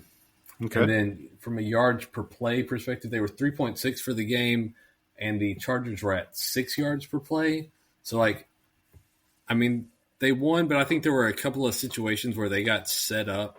I think they also had like a interception return to the 3-yard line that set them up with they had the ball deep in Chargers territory at one point. So, like, right. I don't know how much I'm just going to like suddenly believe that Jackson Dart is a miracle worker here. Like, no. I'm not. Yeah, I'm not saying that. It's just he's certainly better than Russell Wilson, though. Well, and then if you're the Chargers, you gotta that dot you see in your rearview mirror. That's the Kansas City Chiefs coming up from behind you. So, we'll keep an eye on that. Hopefully, they keep an eye on it too. But I mean, it's really tough for them losing Slater before the season even starts, and then now Joe Alt is going to miss time. We'll see if Herbert. I mean, Herbert still played pretty well in this game. I mean, I know he had the interception, but like they had chances. They had a chance to win it. So he's also getting. He's also still just like because of that offensive line thing. He's getting hit a lot, and that's you got to be careful. Be careful with that. Speaking of having chances to get back in the game, Jeremiah Trotter, former Stephen F. Austin University Lumberjack, presents Eagles 31, Buccaneers 25. So the Eagles jumped out to a pretty big lead in the first half. They had a blocked punt. Baker had a turnover, I think, in the first half. And looked like they were just going to run away with this game. And then in the second half, I don't know what happened. Like Bucks make a comeback, have two big – the Bucks have two big 70-yard plays. Jalen Hurts doesn't complete a pass. Yeah. Super Bowl MVP, huh? Can't complete a pass in an entire half of a game. Like – do you know what would happen if Dak Prescott went an entire half of the game without completing a pass? Like First Take would burn down from the heat of the takes coming out of it. Like they would melt the screens would melt. Look, it's it is what it is, buddy. Like it's. I think. Well, I think the AJ Brown is also thrilled right now. Yeah. Oh, you want to know my favorite?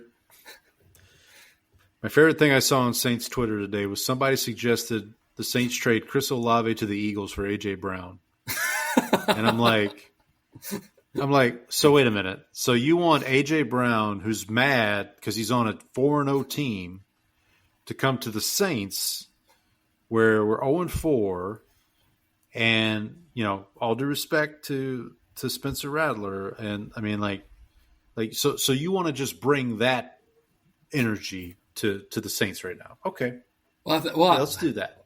Well, I think he would be fine if he actually got thrown the ball to him more than like twice a game. I mean, he'd be the only. I mean, sure, why not?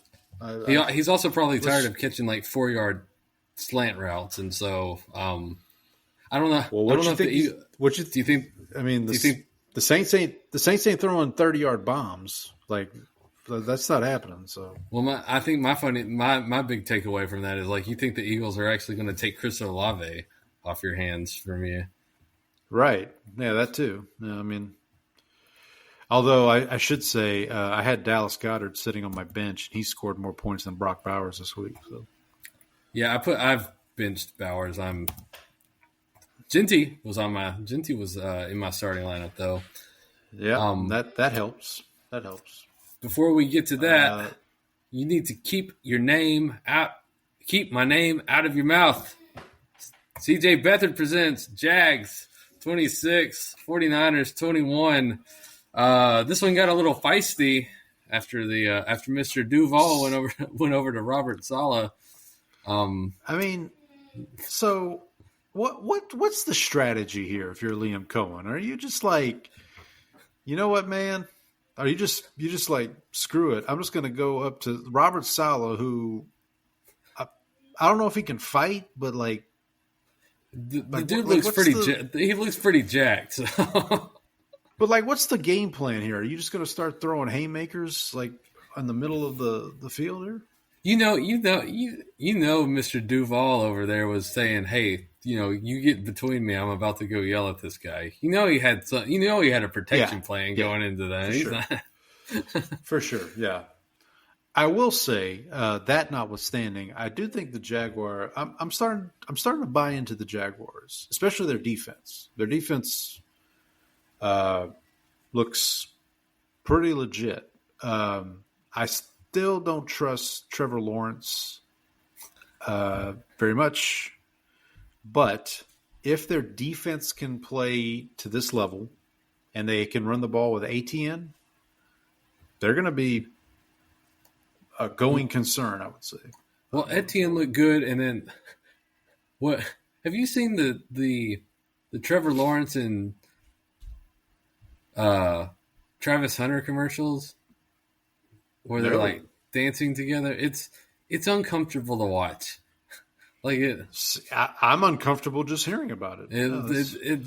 It's rough. I would try to avoid that. It's pretty. It looks bad. Everybody looks awkward. There's no like chemistry. Like Trevor Lawrence doesn't really seem like he has much of a personality, to be honest. Like not a good. I'm gonna guess he's not a good hang. No, he doesn't. It doesn't seem like it. Like it. As the kids would yeah, say. the 49ers, who I picked to go 14-3 right now, they're injured. They're very injured. It seems like Brock Purdy might not play this week. There were questions about him. He's also making bad decisions, like trying to play hero ball, like he's throwing a bunch of picks on like first down plays, and so like he's trying to do too much. Like I think he found out that I bet on him to win the MVP this year. I think he's a listener. Okay. And he was like, I gotta prove this guy right. Like he believed in me. He thought I could do this, and I gotta go prove him right. And he's just like trying to do too much instead of like working within the system.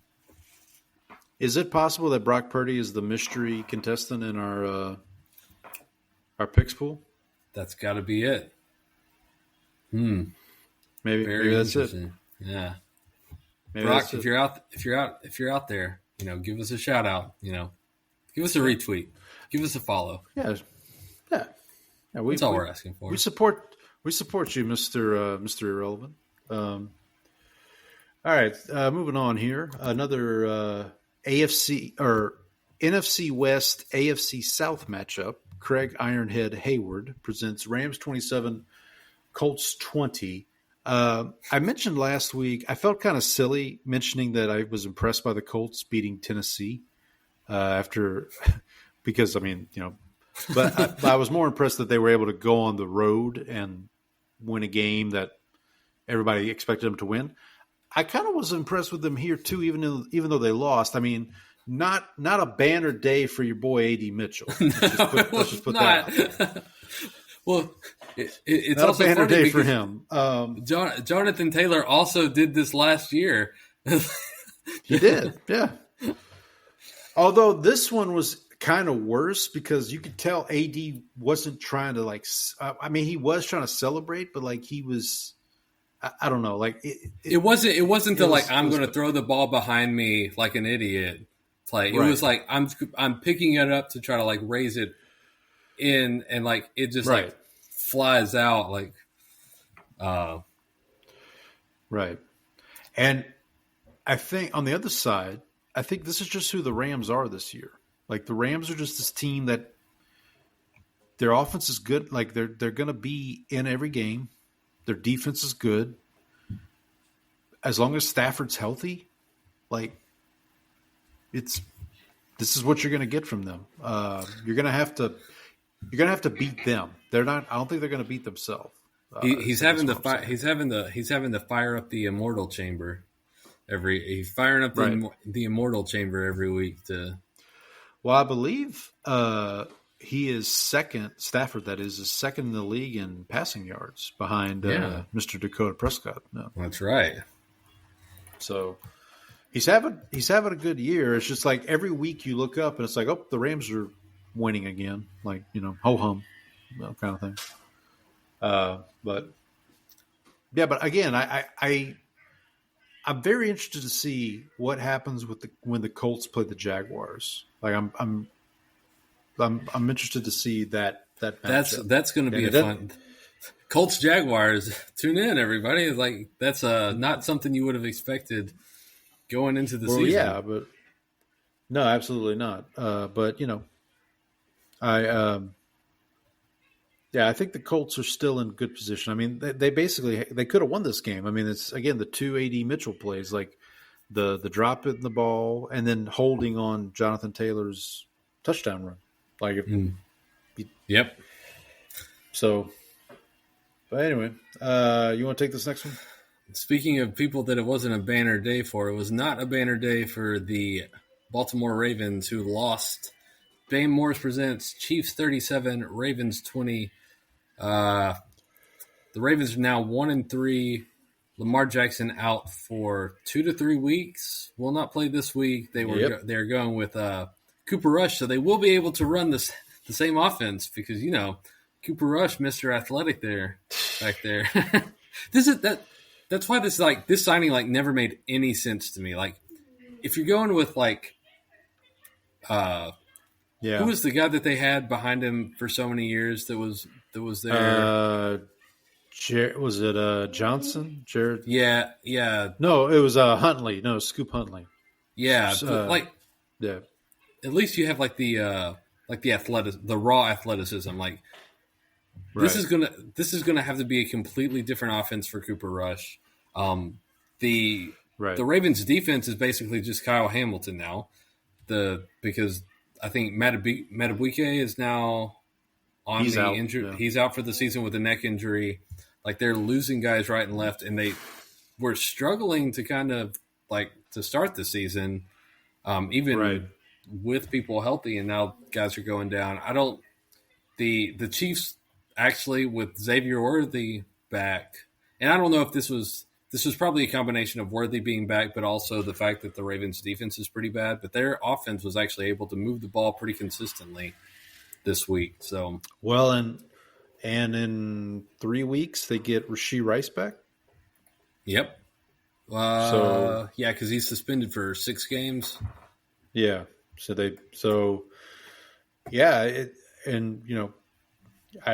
This is like I talked about when we talked about the Chargers. Like here we are, and the Chiefs are 1 game out of first place in the division.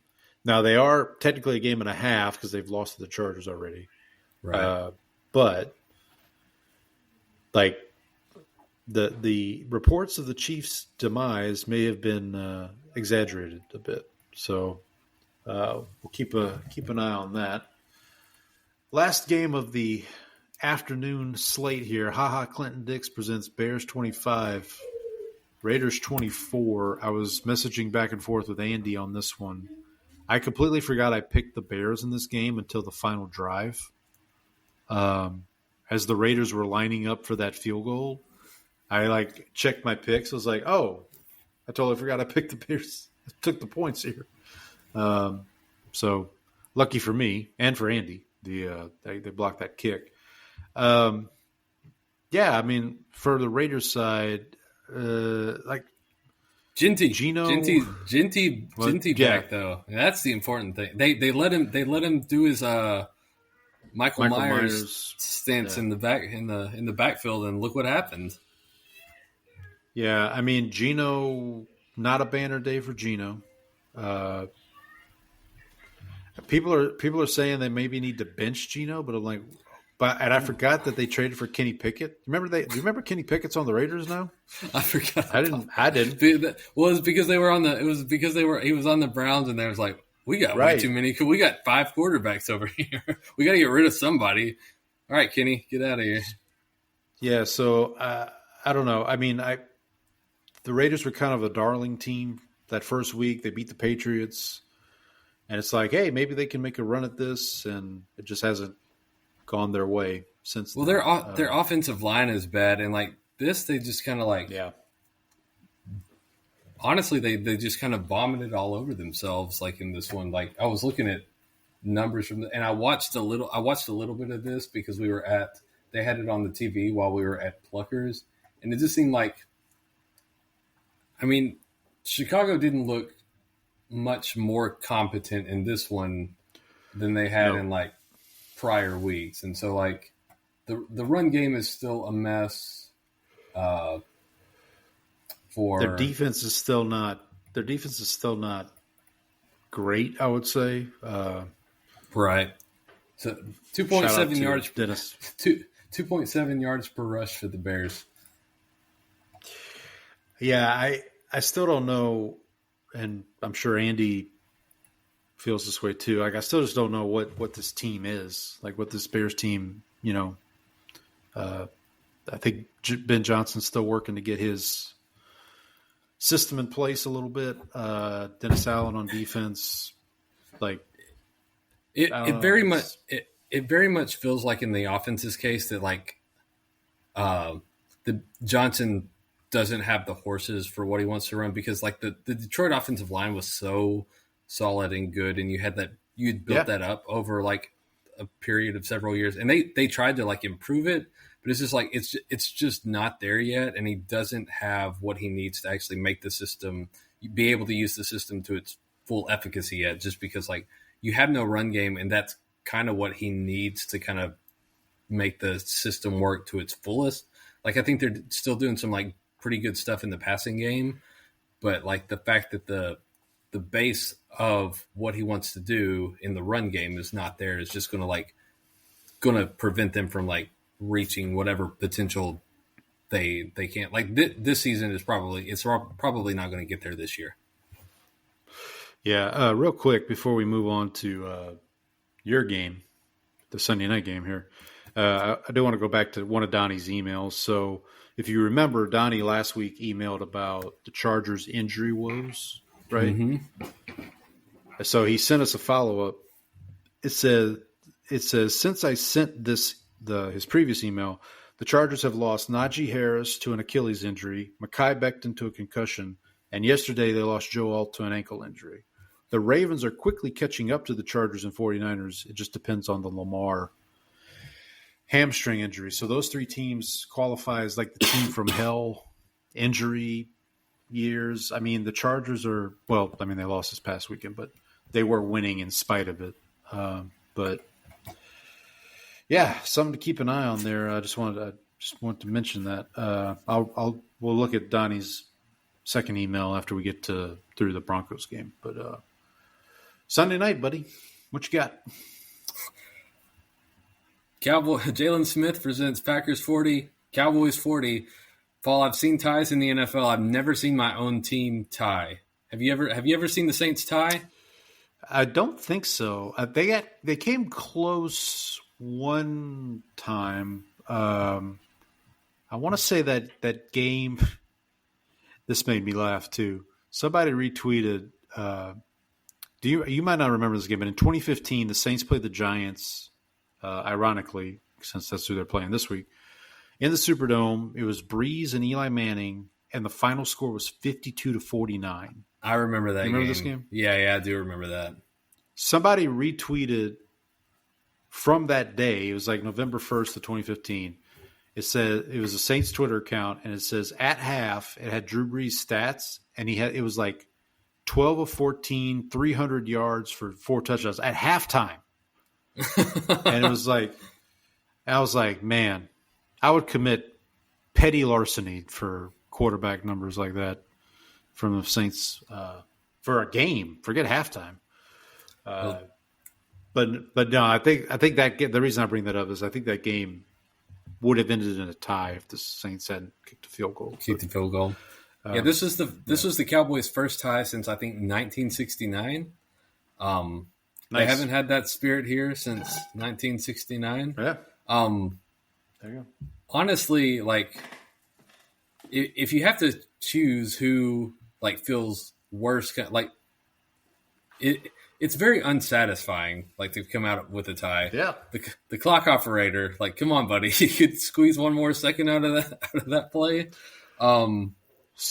So, because obviously the overtime rules changed this year, right? Where it's yeah. So they made it so that it's everybody gets a possession, which I'm fine with that. But like, let's not also make it more difficult by making it a condensed quarter. Let's just keep it a 15-minute quarter, right? Like, that part I don't understand. Like, I'm cool if you want to give both teams a chance to score, but like in the playoffs, I guess it makes sense because like it's playoffs, like somebody's got to win. Yeah, somebody's got to win.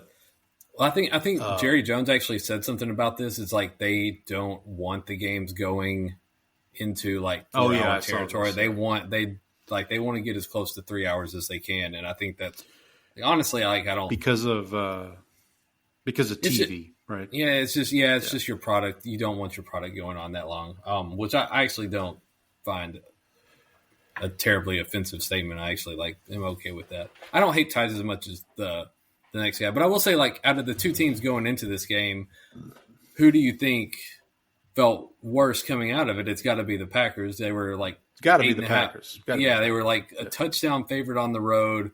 You expected Micah Parsons to just destroy. And the Cowboys were without 2 starting offensive line going into the game. Tyler Guyton left the game with a concussion, so you were down 3 starting offensive linemen at one point in this game. And just because Dak was able to get the ball off so quickly, a lot of times, like there were moments where he was just getting it out like a half step early, and he was against the team that was basically holding teams in check defensively for the entire season. They shut down the Lions. They shut down the Commanders. They shut down the Browns. The Cowboys' offense looked like fantastic, running the ball, and Dak had what might have been his best game ever. I would say if you're, as a Cowboys fan, you should be ecstatic because, first, so you had all that you just mentioned. You're down 13-0 pretty quick. And 2 drives, you basically. Block the extra, you block the extra point, you run that back, and then by halftime, you're winning, right? Because they had that sequence right before half. Where because they got they got that blocked extra point, and then they had like a 95-yard touchdown drive. So you're 13-9. You get the strip sack, you get another touchdown. You're up 16-13 going into halftime, and I'm like, I text you. I was like, what is happening? What's going on now? Yeah. Well, I had stopped watching it. I was probably getting ready to go to bed, honestly, because I was worn out. And then when you texted me that, I'm like, well, what are you talking about? Like I had missed all that. So, but yeah, I remember when I woke up Monday morning and checked the score. I was like, wait, what happened? It was. And I will say, so the defense, like, the Packers completed like one deep shot early, where 2 receivers were in the same area, and Matthew Golden just like took the ball from his teammate.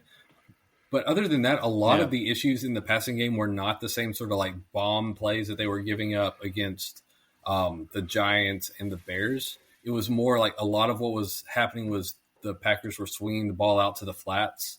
a lot of times, and the linebackers were just too slow getting out there, and they were just kind of taking advantage of like stretching the field horizontally instead of vertically. So that was a really big problem. I thought so. The cornerback play was better this week. The linebacker play was really, really bad. So I think like they need to get Overshown back as quickly as they can.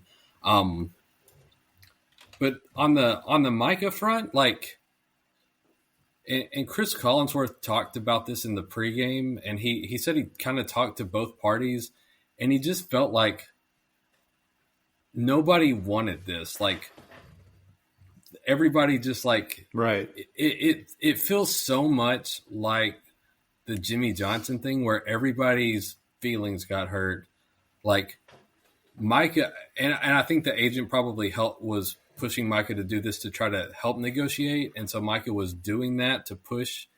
And then I think Jerry got upset. And then I think when Jerry got upset, he also pushed back, and then Micah got upset. And I think everybody's feelings got too hurt. And then I think it just like, I don't think Micah's happy. I think Micah wanted to be in Dallas, and like it seemed like, I think he still wants to be in Dallas, and I don't think he's happy with how this turned out. And I don't think Jerry's happy with how this turned out. I don't think anybody's happy with how it turned out.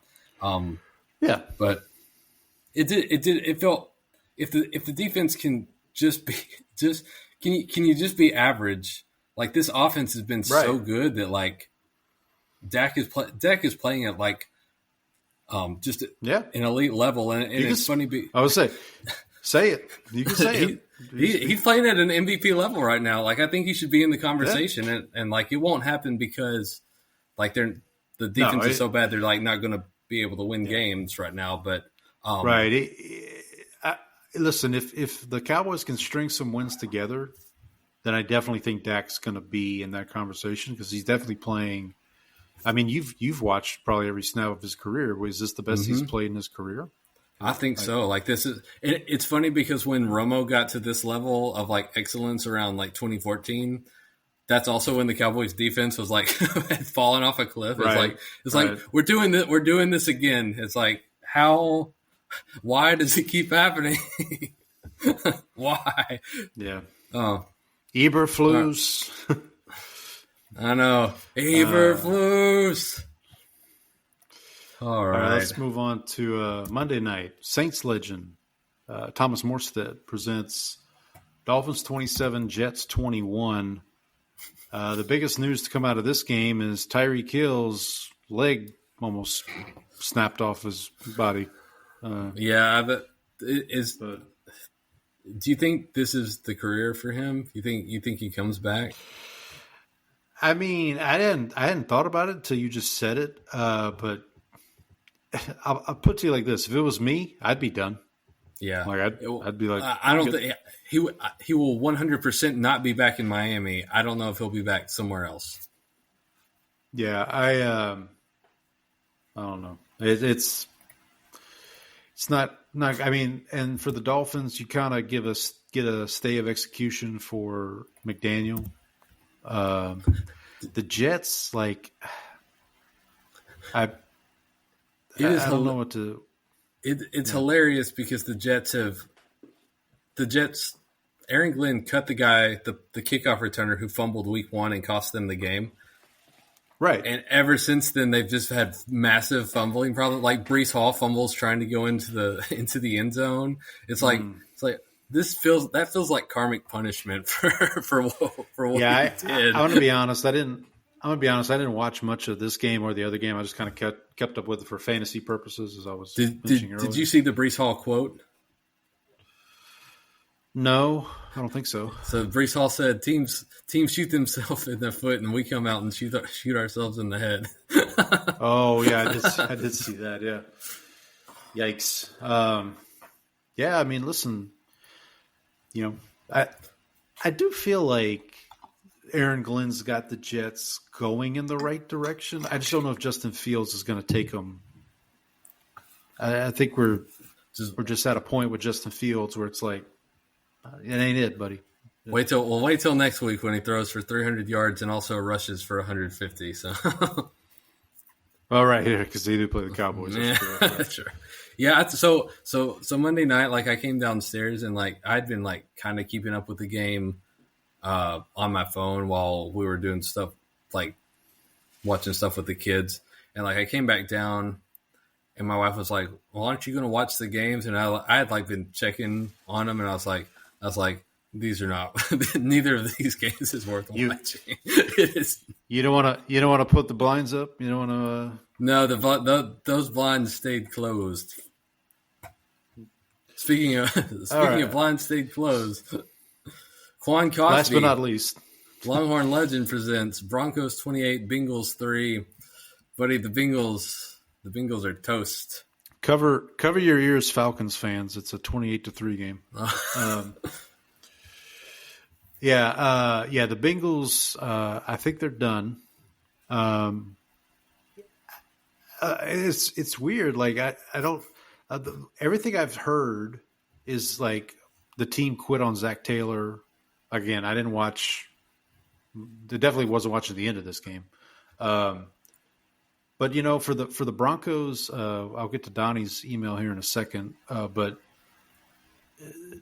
I mean, this is a game they should have won, and they won. So like, if you're a Broncos fan, you're like, yeah, we took care of business. I don't think Nick's looked all that impressive still, but you beat a team you're supposed to beat. So yeah, take the win and move on.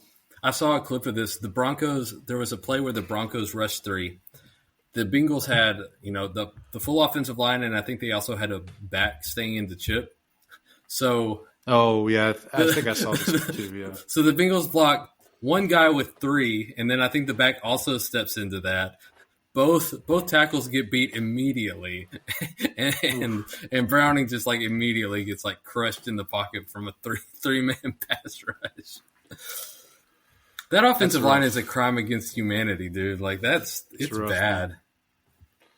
It's rough. I feel bad for Bengals fans. Like, and if you're Burrow and you see this offensive line, are you going to be like, yeah, I'm going to rush back and get? Yeah, I'm not going back behind that. Yeah. So I think Burrow's going to take his time getting healthy here.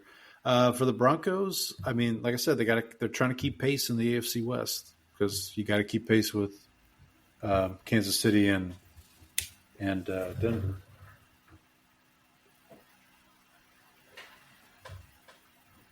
Sorry, there's an ambulance.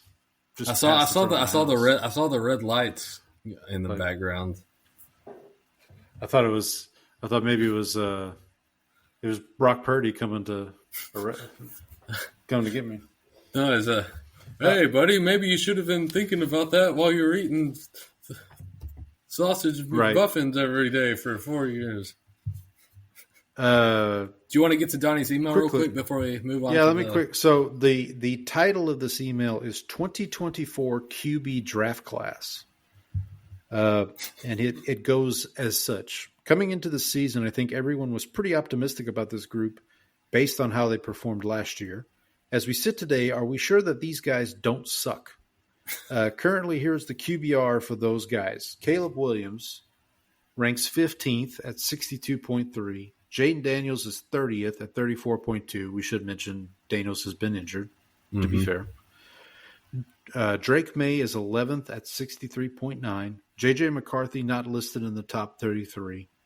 Michael Penix 17th at 60.5. And Bo Nix 27th at 39.6. Granted, it's still early and some are just merely average, but a lot of people had high expectations on these guys. I think what makes this worse is that some of these young QBs are not that young. Penix and Nix are 25 years old already, and Daniels is about to be 25. I will mention he didn't have Spencer Rattler's numbers in there. Spencer Rattler. Spencer Rattler. So. This is Spencer Rattler erasure. Donnie, we will not stand for this. So there's a guy on Twitter. I don't remember his name, but he has been pounding the table that like he had Spencer Rattler as a first round QB. And like had Caleb Williams as like a 4th or 5th round QB. So like every week he's tweeting out these stats about like how Rattler's better. And it's like it's just like it's entertainment if nothing else. I mean, like I find it. I'll I'm gonna have to start retweeting it honestly from the show account just to. I think Derek Klassen was like, I think Spencer Rattler is almost falling into, or last year he was falling into the category of young quarterback that his team is failing him.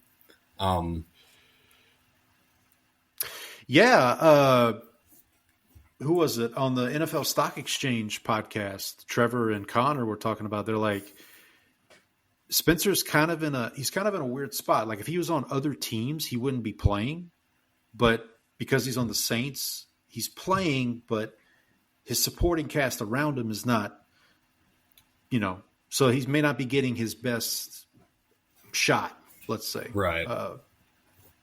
But he's getting a chance, and Kellen Moore has been adamant that like Spencer's his guy right now. Like, so there's no Tyler Shuck looking over the shoulder at this point. Have you seen enough to say I don't want to draft a quarterback in the next draft class if we have a chance? I have not. So it's not so much what I've seen from the Saints; it's what I've seen from these college quarterbacks. Okay. If that makes sense. Like, yeah, there's not a college quarterback right now, all due respect to Mr. Manning in Austin. Well, he may not even be available in this draft either. Right. We don't know if that's. But there's no quarterback I've seen.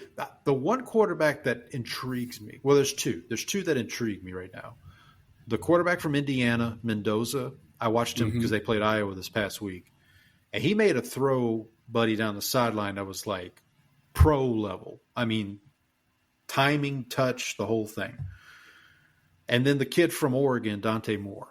Those are the two quarterbacks that I kind of look at. I'm like, you could maybe work with this. But yeah, I think Rattler's done enough to keep the job. Like I said, do I think he's going to be like Patrick Mahomes? No, but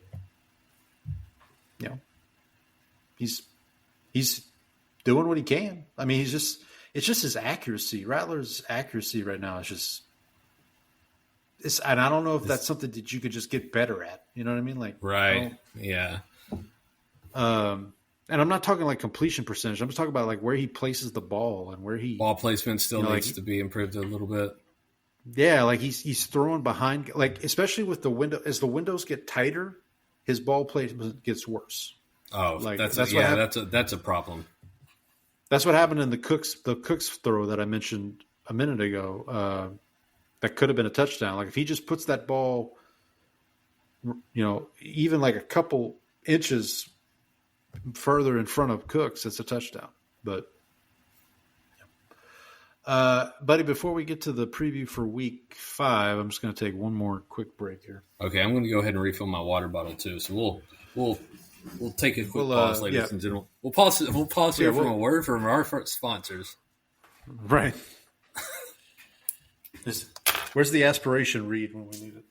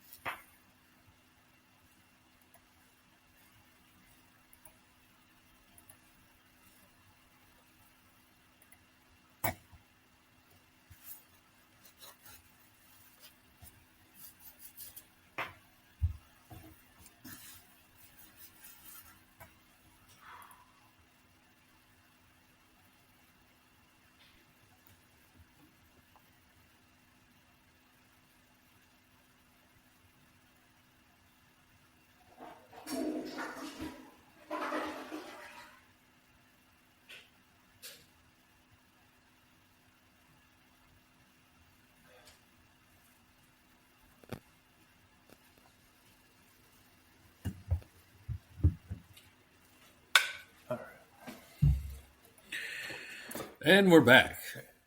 Well, And Paul, we're I don't think the Reds are going to pull off the upset tonight. Oh, that's a shame. That's a shame. All right, buddy. Do you want to get into Week 5 predictions? All right, here? let's do it. So we should point out, Week 5. This is the first week we actually have teams on a bye. So we have 4 teams on a bye this week. The Atlanta. Oh, and I forgot to do the. Oh, actually, no. Hang on. I have. So the Atlanta Falcons, their bye, and for those that don't remember this from last year, for the teams that are on a bye, their bye is presented by a player who played for only them in their NFL career. So the Falcons' bye week is going to be brought to you by Croy Bierman. Great name. The Bears' bye week is going to be brought to you by Curtis Enis, former Penn State running back. What do you? Packers. We need this guy to face against Curtis Enis against Michael Penix. The Packers' bye week is going to be brought to you by BJ Raji. Show me what you Former got. defensive What you tackle. got, Raji V. Show me what you got. What you got, Raji. Do you remember that commercial? No. It was when Aaron Rodgers was doing was it State Farm commercials with the belt? Yeah. Oh, yeah. Yeah. Okay, And so BJ was like, Raji, that's my move. What, the discount double check? It was the discount double check thing. And so Yeah, so that's right. That's right. I will post that on the social media account in just a moment. And then the Steelers, their bye week is going to be brought to you by Fernandez Scoop Gillespie, who was a running back for them. He only played one season, 1984. He unfortunately passed away May of last year. So rest in peace to R.I.P. Scoop. But so that's the 4 teams we have on a bye. Thursday night, we're going to kick off the week with 49ers Rams, so a little NFC West. Second week in a row, we've got a Thursday night game of NFC West teams. It's brought to you by Dre Bly. The Rams are laying 5.5. Hang on. I am going to be taking the 5.5 with the Niners, but I'm going to take the Rams to win at 9, at a confidence of 9. So I'm taking the Rams and laying the points. Okay. Just because the Rams have played better, and I feel like the injuries with San Francisco are just gonna catch up to them. This is a home game for the Rams on a short week. Right. Just feel like they've been the better team for this season. Feel like this is a touchdown game. So I've got Rams minus 5.5, and I have Rams 8. So I agree with everything you said. My only reason for taking the points with the 49ers is a division game, and these games are they're usually weird. Mm-hmm. Like, you know what I mean? So call it a hunch, I guess. All right, we're going back across the pond here for Sunday morning. We've got Ben Tate presenting the Minnesota Vikings, technically at the Cleveland Browns. This is technically a home game for Cleveland, but it's in London. The Browns are getting 3.5. I'm going to take the points with the Browns. I almost took the Browns to win outright, but I'm going to stick with the Vikings at a 7. Browns plus 3.5. Okay. Browns 1. There you go. I'm calling my shot here just because I'm gonna take the Cleveland defense against the Minnesota Carson Wentz offense problem, and this could backfire if Dylan Gabriel ends up having to go up against Flores. That could be a problem. Right. But That's why I'm low confidence on it. That's the other reason that's the other reason I didn't pick the Browns, is because if Gabriel is going against Flores, but we'll see. All right, Sunday, 1:00 Eastern start. Curtis DeLoach. Do you know who Curtis DeLoach is, Brandon? I know who Curtis Lowe is. Play me a song, Curtis Lowe. So everyone probably remembers the first game back in the Superdome after Hurricane Katrina. Steve Gleason blocks the punt against Atlanta. Curtis DeLoach is the gentleman who recovered that punt for a touchdown. But he is presenting Giants and Saints. The Saints, that's right, boys and girls, the Saints are laying 1.5 against the Giants. I'm going to take the 1.5 with the Giants. I'm taking the Giants to win. Confidence of a 6. Saints minus 1.5, Paul. All right, buddy. Saints, sure. Why not? 2. Saints, 2. There you go. Oh, before we move on, I wanted to ask you a question. What's more likely question? Okay. Or what's more likely to happen first? All the undefeated teams lose, or all the totally defeated teams win? You're gonna have to remind me of. So undefeated, we have the Eagles and the Bills. That's it. Okay. And they play each other week 17, I think. Okay. And totally defeated, we have the Saints, the Titans, and the Jets are your 3 winless teams. I think the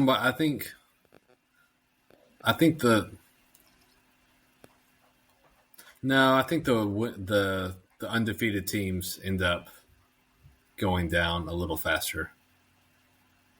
Okay. That would be my sentiment as well. But all right. Speaking of winless teams, the Jets. So who we got here? Richie Anderson? Cowboys and Jets? Cowboys fullback legend brought down to Dallas with Bill Parcells. Okay. Also, could have gone Keyshawn Johnson, Morris Claiborne, LSU legend. Vinny Testaverde. Quincy Carter. Could you do Quincy Carter? Did Quincy Carter play for the Jets? I thought he did. Am I wrong? I could be wrong. Hold on. While you look that up, I'll just let you know I'm taking the Jets plus 2.5. Taking the Jets to win at a 5. You're right. He did play for the Jets. I forgot about that. He went 2-1 with the Jets. There you go. There you go, buddy. Don't besmirch the good name. All right, so I'm taking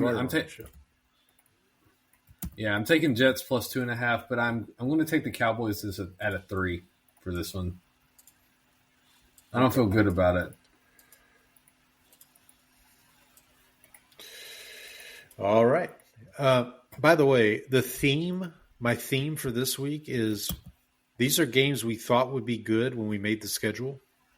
Case in point, Houston, the late great Jacoby Jones presents Houston Texans at Baltimore Ravens. Ravens are laying 3.5. Even with the Cooper Rush factor, I'm still gonna. We should point out that this game has flipped because the Texans, I believe, are now favored in this game. Oh, are they? Okay. Well, I'm still going to lay the 3.5. I just don't trust the Texans. I'm on I think about it. Yeah, I just okay. So I'm laying 3.5 with the Ravens. What are you taking? The Texans? I'm taking the Texans plus 3.5, and I also have Texans at a 10.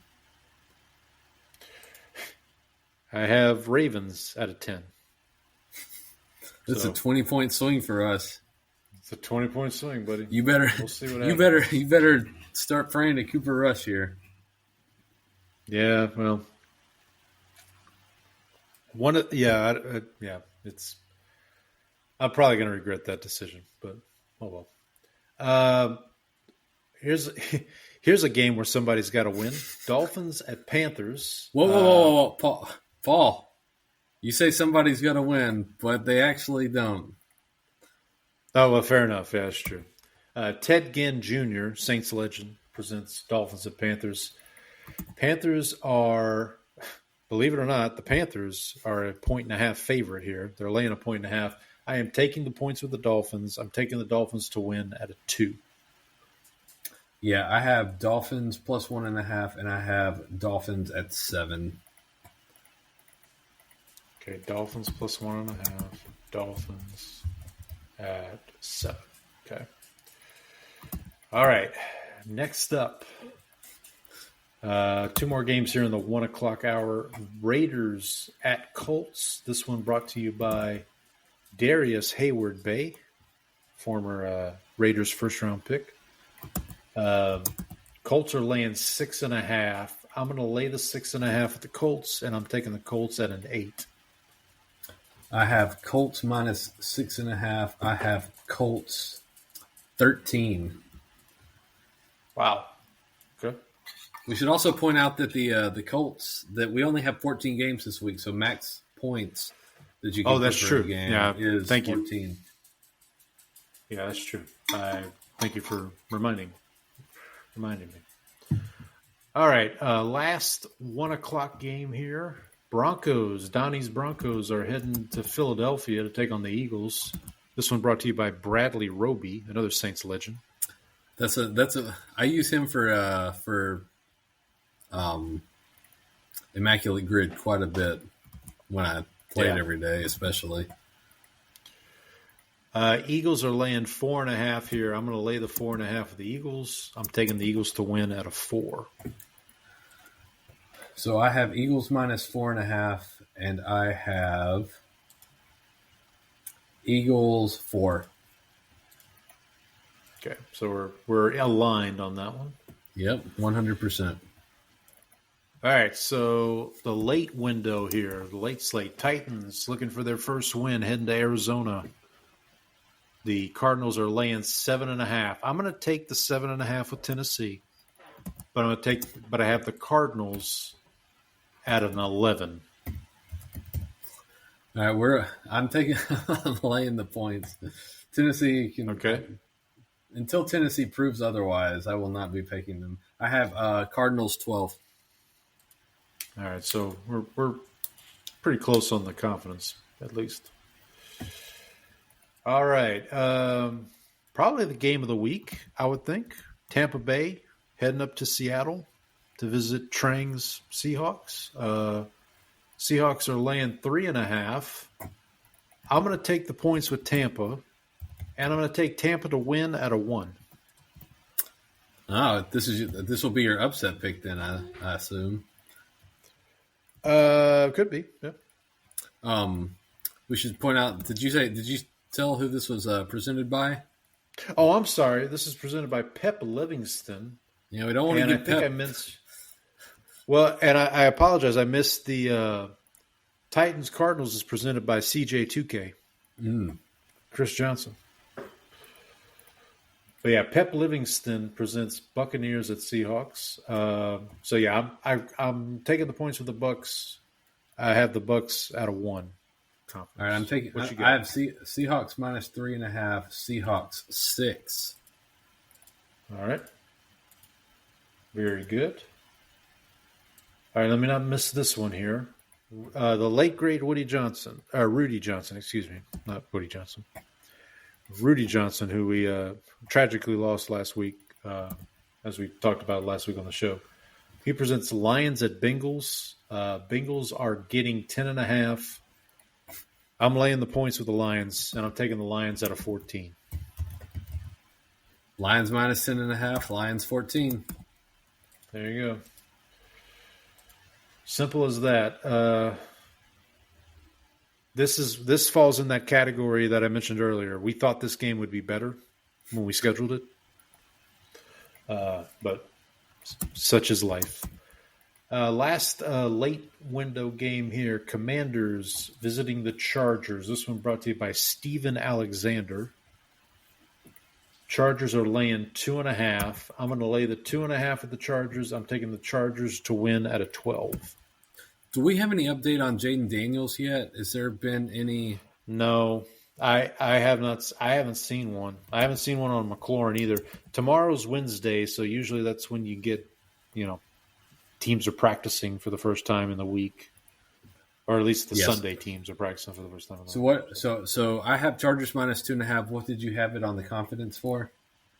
I had 12. I have Chargers 9.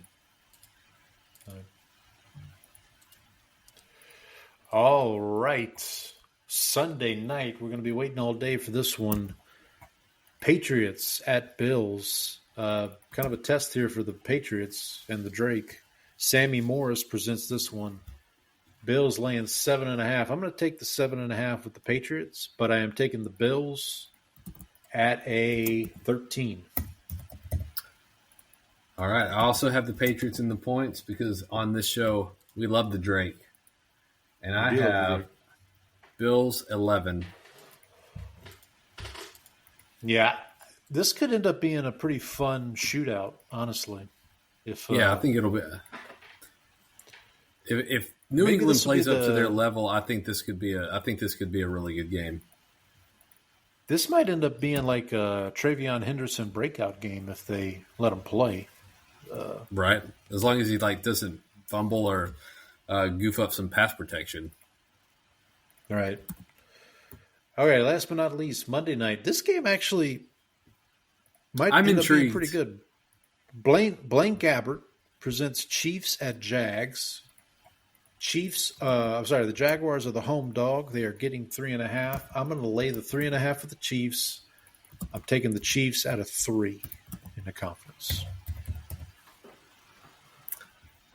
Jags, baby. Jags plus 3.5. But I will take the Chiefs at a 5. Okay. All right. Okay, so we are, real quick, before we get to our next segment here, we are head-to-head on 6 games. Okay. 6 out of the 14 games we are head-to-head. So there's 8 where you should fade it. So go bet the other side on the other 8 games. Win some money. So we are – now, when I say head-to-head, I'm talking about on the spread. I'm not talking about in the confidence. I'm talking about on the spread side. So 49ers, Rams, we're on opposite sides. Giants, Saints, Ravens, Texans, Titans, Cardinals, Bucks, Seahawks, and Chiefs, Jags. Let me ask you this. If the Texans can't win this game against Baltimore, we're already pretty cool on them, but at that point you just start to look at next year? I mean, I think, yeah, and actually, now that you mention that, I think I'm going to change my pick on the fly here. Okay. I think I'm going to change this to, I'm going to take the Texans. I'm going to take the 3. Again, we're using the ESPN app, so I'm going to take the Texans plus 3.5. I'm going to take the Texans to win. I'm going to keep it at a 10. I had Ravens at 10. No. I'm going to put Texans at a 2.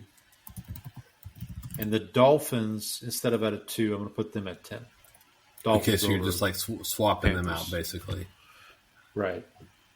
Which, let me make sure I update that on the ESPN app before I forget. Because I updated it in my spreadsheet. But yeah, so right now it's Texans minus 1.5 on most books. You can get Texans it's Texans minus 2 at Fanatics. So this will be a 10. And then I'm going to change this to Texans at a 2. Yeah. So what I said, Texans 2. Yeah. Dolphins. My buck. Okay. Dolphins 10. Yeah. And then let me make sure I change my spread pick. This is wonderful podcasting we got going on. Texans plus 3.5. All right. Yeah, so we're head-to-head on those 6 games. Let's move on to our Georgia's getting upset. This is not good. Worlds are colliding. Georgia's getting upset. Paul, you want to go first? I think I know where you're going on this. I forgot to recap this, but I'm 3-1 for the year on the upset picks. You are 1-3. So in terms of upsets, well, who can I?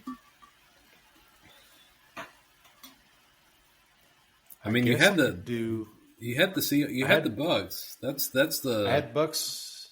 Well, I could do Texans over Ravens too, right? Nah, that's a little sketchy just based on the. I mean, it would be by the ESPN, but on the. Based on my picks, it's either Bucks over Seahawks or Giants over Saints. Yeah, I'll stick with. I'll go Bucks. Wait, I mean, you have 49ers plus 5.5. Oh, I guess if you're talking about, I didn't pick. You didn't pick them we're in talking the outright. confidence. The confidence. Yeah, we're talking outright. Yeah. Yeah. So I'm gonna go Bucks over Seahawks for my upset. What do you got? I am going to take the.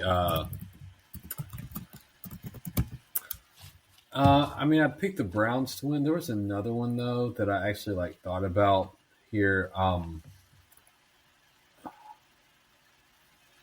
Who was it?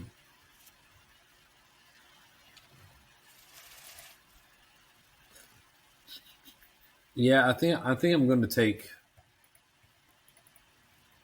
I'm going to take the Browns over the Vikings.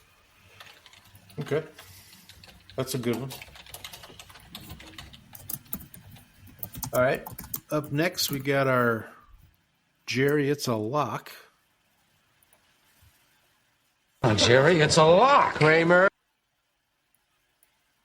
Jerry, it's a lock. Kramer, you've had this thing under control for almost 3 years now. All right. You want to go first on this one? Yeah, this one feels a little too easy. The Bengals have been terrible. I'm going to take the Lions. I was considering that one.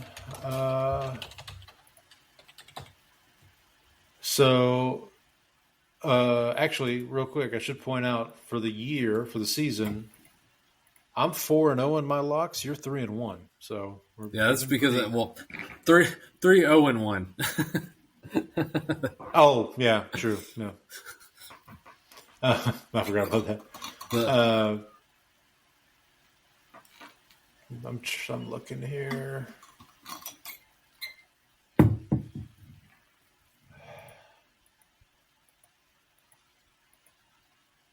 Yeah, I think I'm gonna go. Colts Raiders is the other one I kind of like on this one. I think that's where I'm going. I'm going Colts over Raiders here.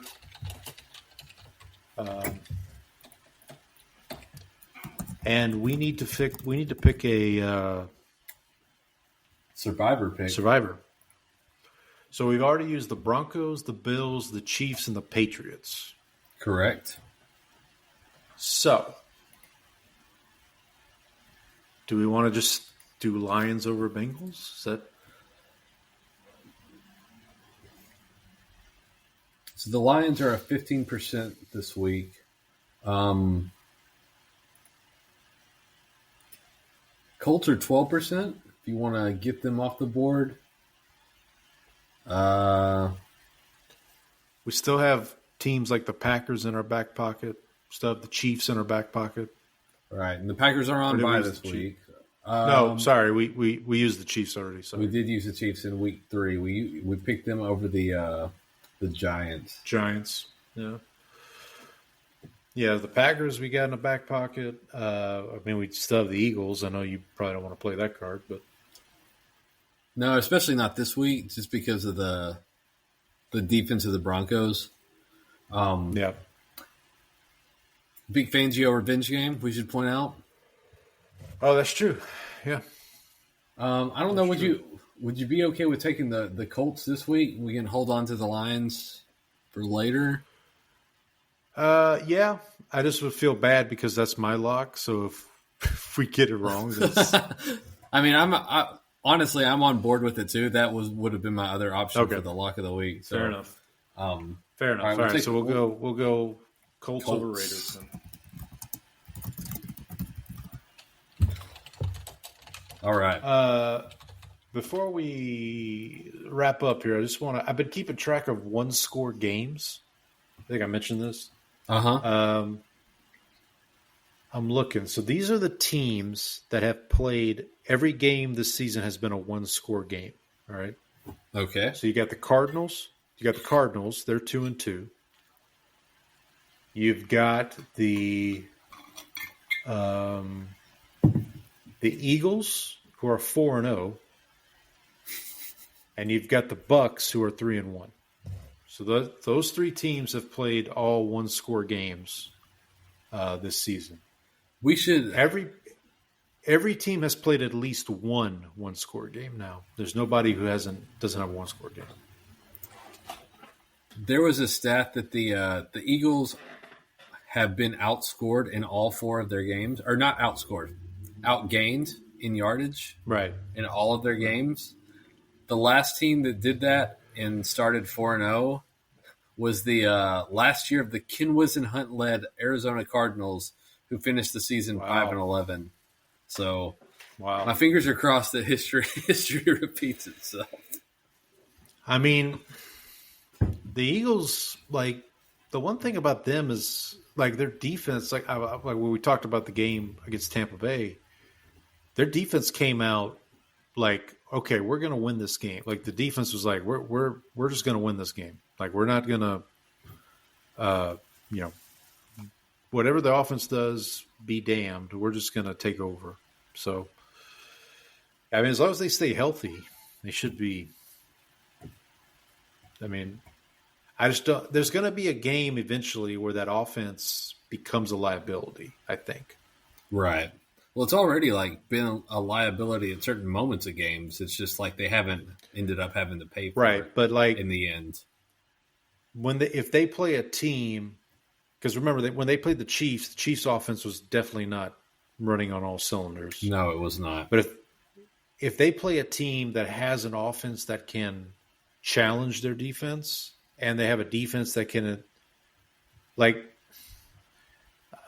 I don't know, the Buffalo game, like Buffalo's defense. If Ed Oliver's back by that point, well, that'll be interesting to see. But I'm really interested to see, like, if the Eagles play a team that has a somewhat high-powered offense, what that kind of game looks like. So right. But we'll see. Well, they do play the Chargers at some point this season, so that might be interesting. Well, the problem with the Chargers, though, is that they are also completely decimated. That's right true. Now, so that's kind of a problem. That's true. So actually, before we sign off, that might be something interesting to look at. I just want to pull up the Eagles' schedule real quick. I know they obviously have to play the Cowboys again, at least one more time. Ooh. Here's the Eagles. Amber Alert. Amber Alert. Okay, so they have the Broncos this week. They have a quick turnaround for a Thursday night game at the Giants. Then they go to Minnesota, come back, host the Giants. They have a week off. Okay, here's where I think this will be tricky. At Green Bay on a Monday night, host the Lions on a Sunday night, go to Dallas the Sunday before Thanksgiving. Ooh. Actually, kind of like how that actually sets up pretty good for us because they're going to have some like really tough opponents right before us. So I like that. Yeah, and you guys right before that will have played You'll have just played the Raiders on Monday night, the week before. So the Cowboys are at New York. They're at the Jets. They're at the Panthers. The home Commanders. At Broncos. Home Cardinals, week off. Home or at Raiders. Those are both Monday night games, by the way, the Cardinals and the Raiders. And then you host. And that's when you guys start that Thanksgiving roundabout where you have Eagles, then you host the Chiefs, then you host the Lions. Yeah, so this is we're hitting the part of the Cowboys schedule where they actually need to pile up some wins. So I would say so, yeah. Yeah, 1-2-1 right now. If you can, put together win like 4 out of 5, then like maybe you. I mean, you should be able to win. You could win the next 3 games. Honestly, I mean, and then the at Broncos is tough. Then you get that. That's a very odd. Play a Monday night game, have a bye week, and then play another Monday. I know night that's game. weird. I don't understand that either. Oh, we should also mention we've had our first flex of the season, kind of.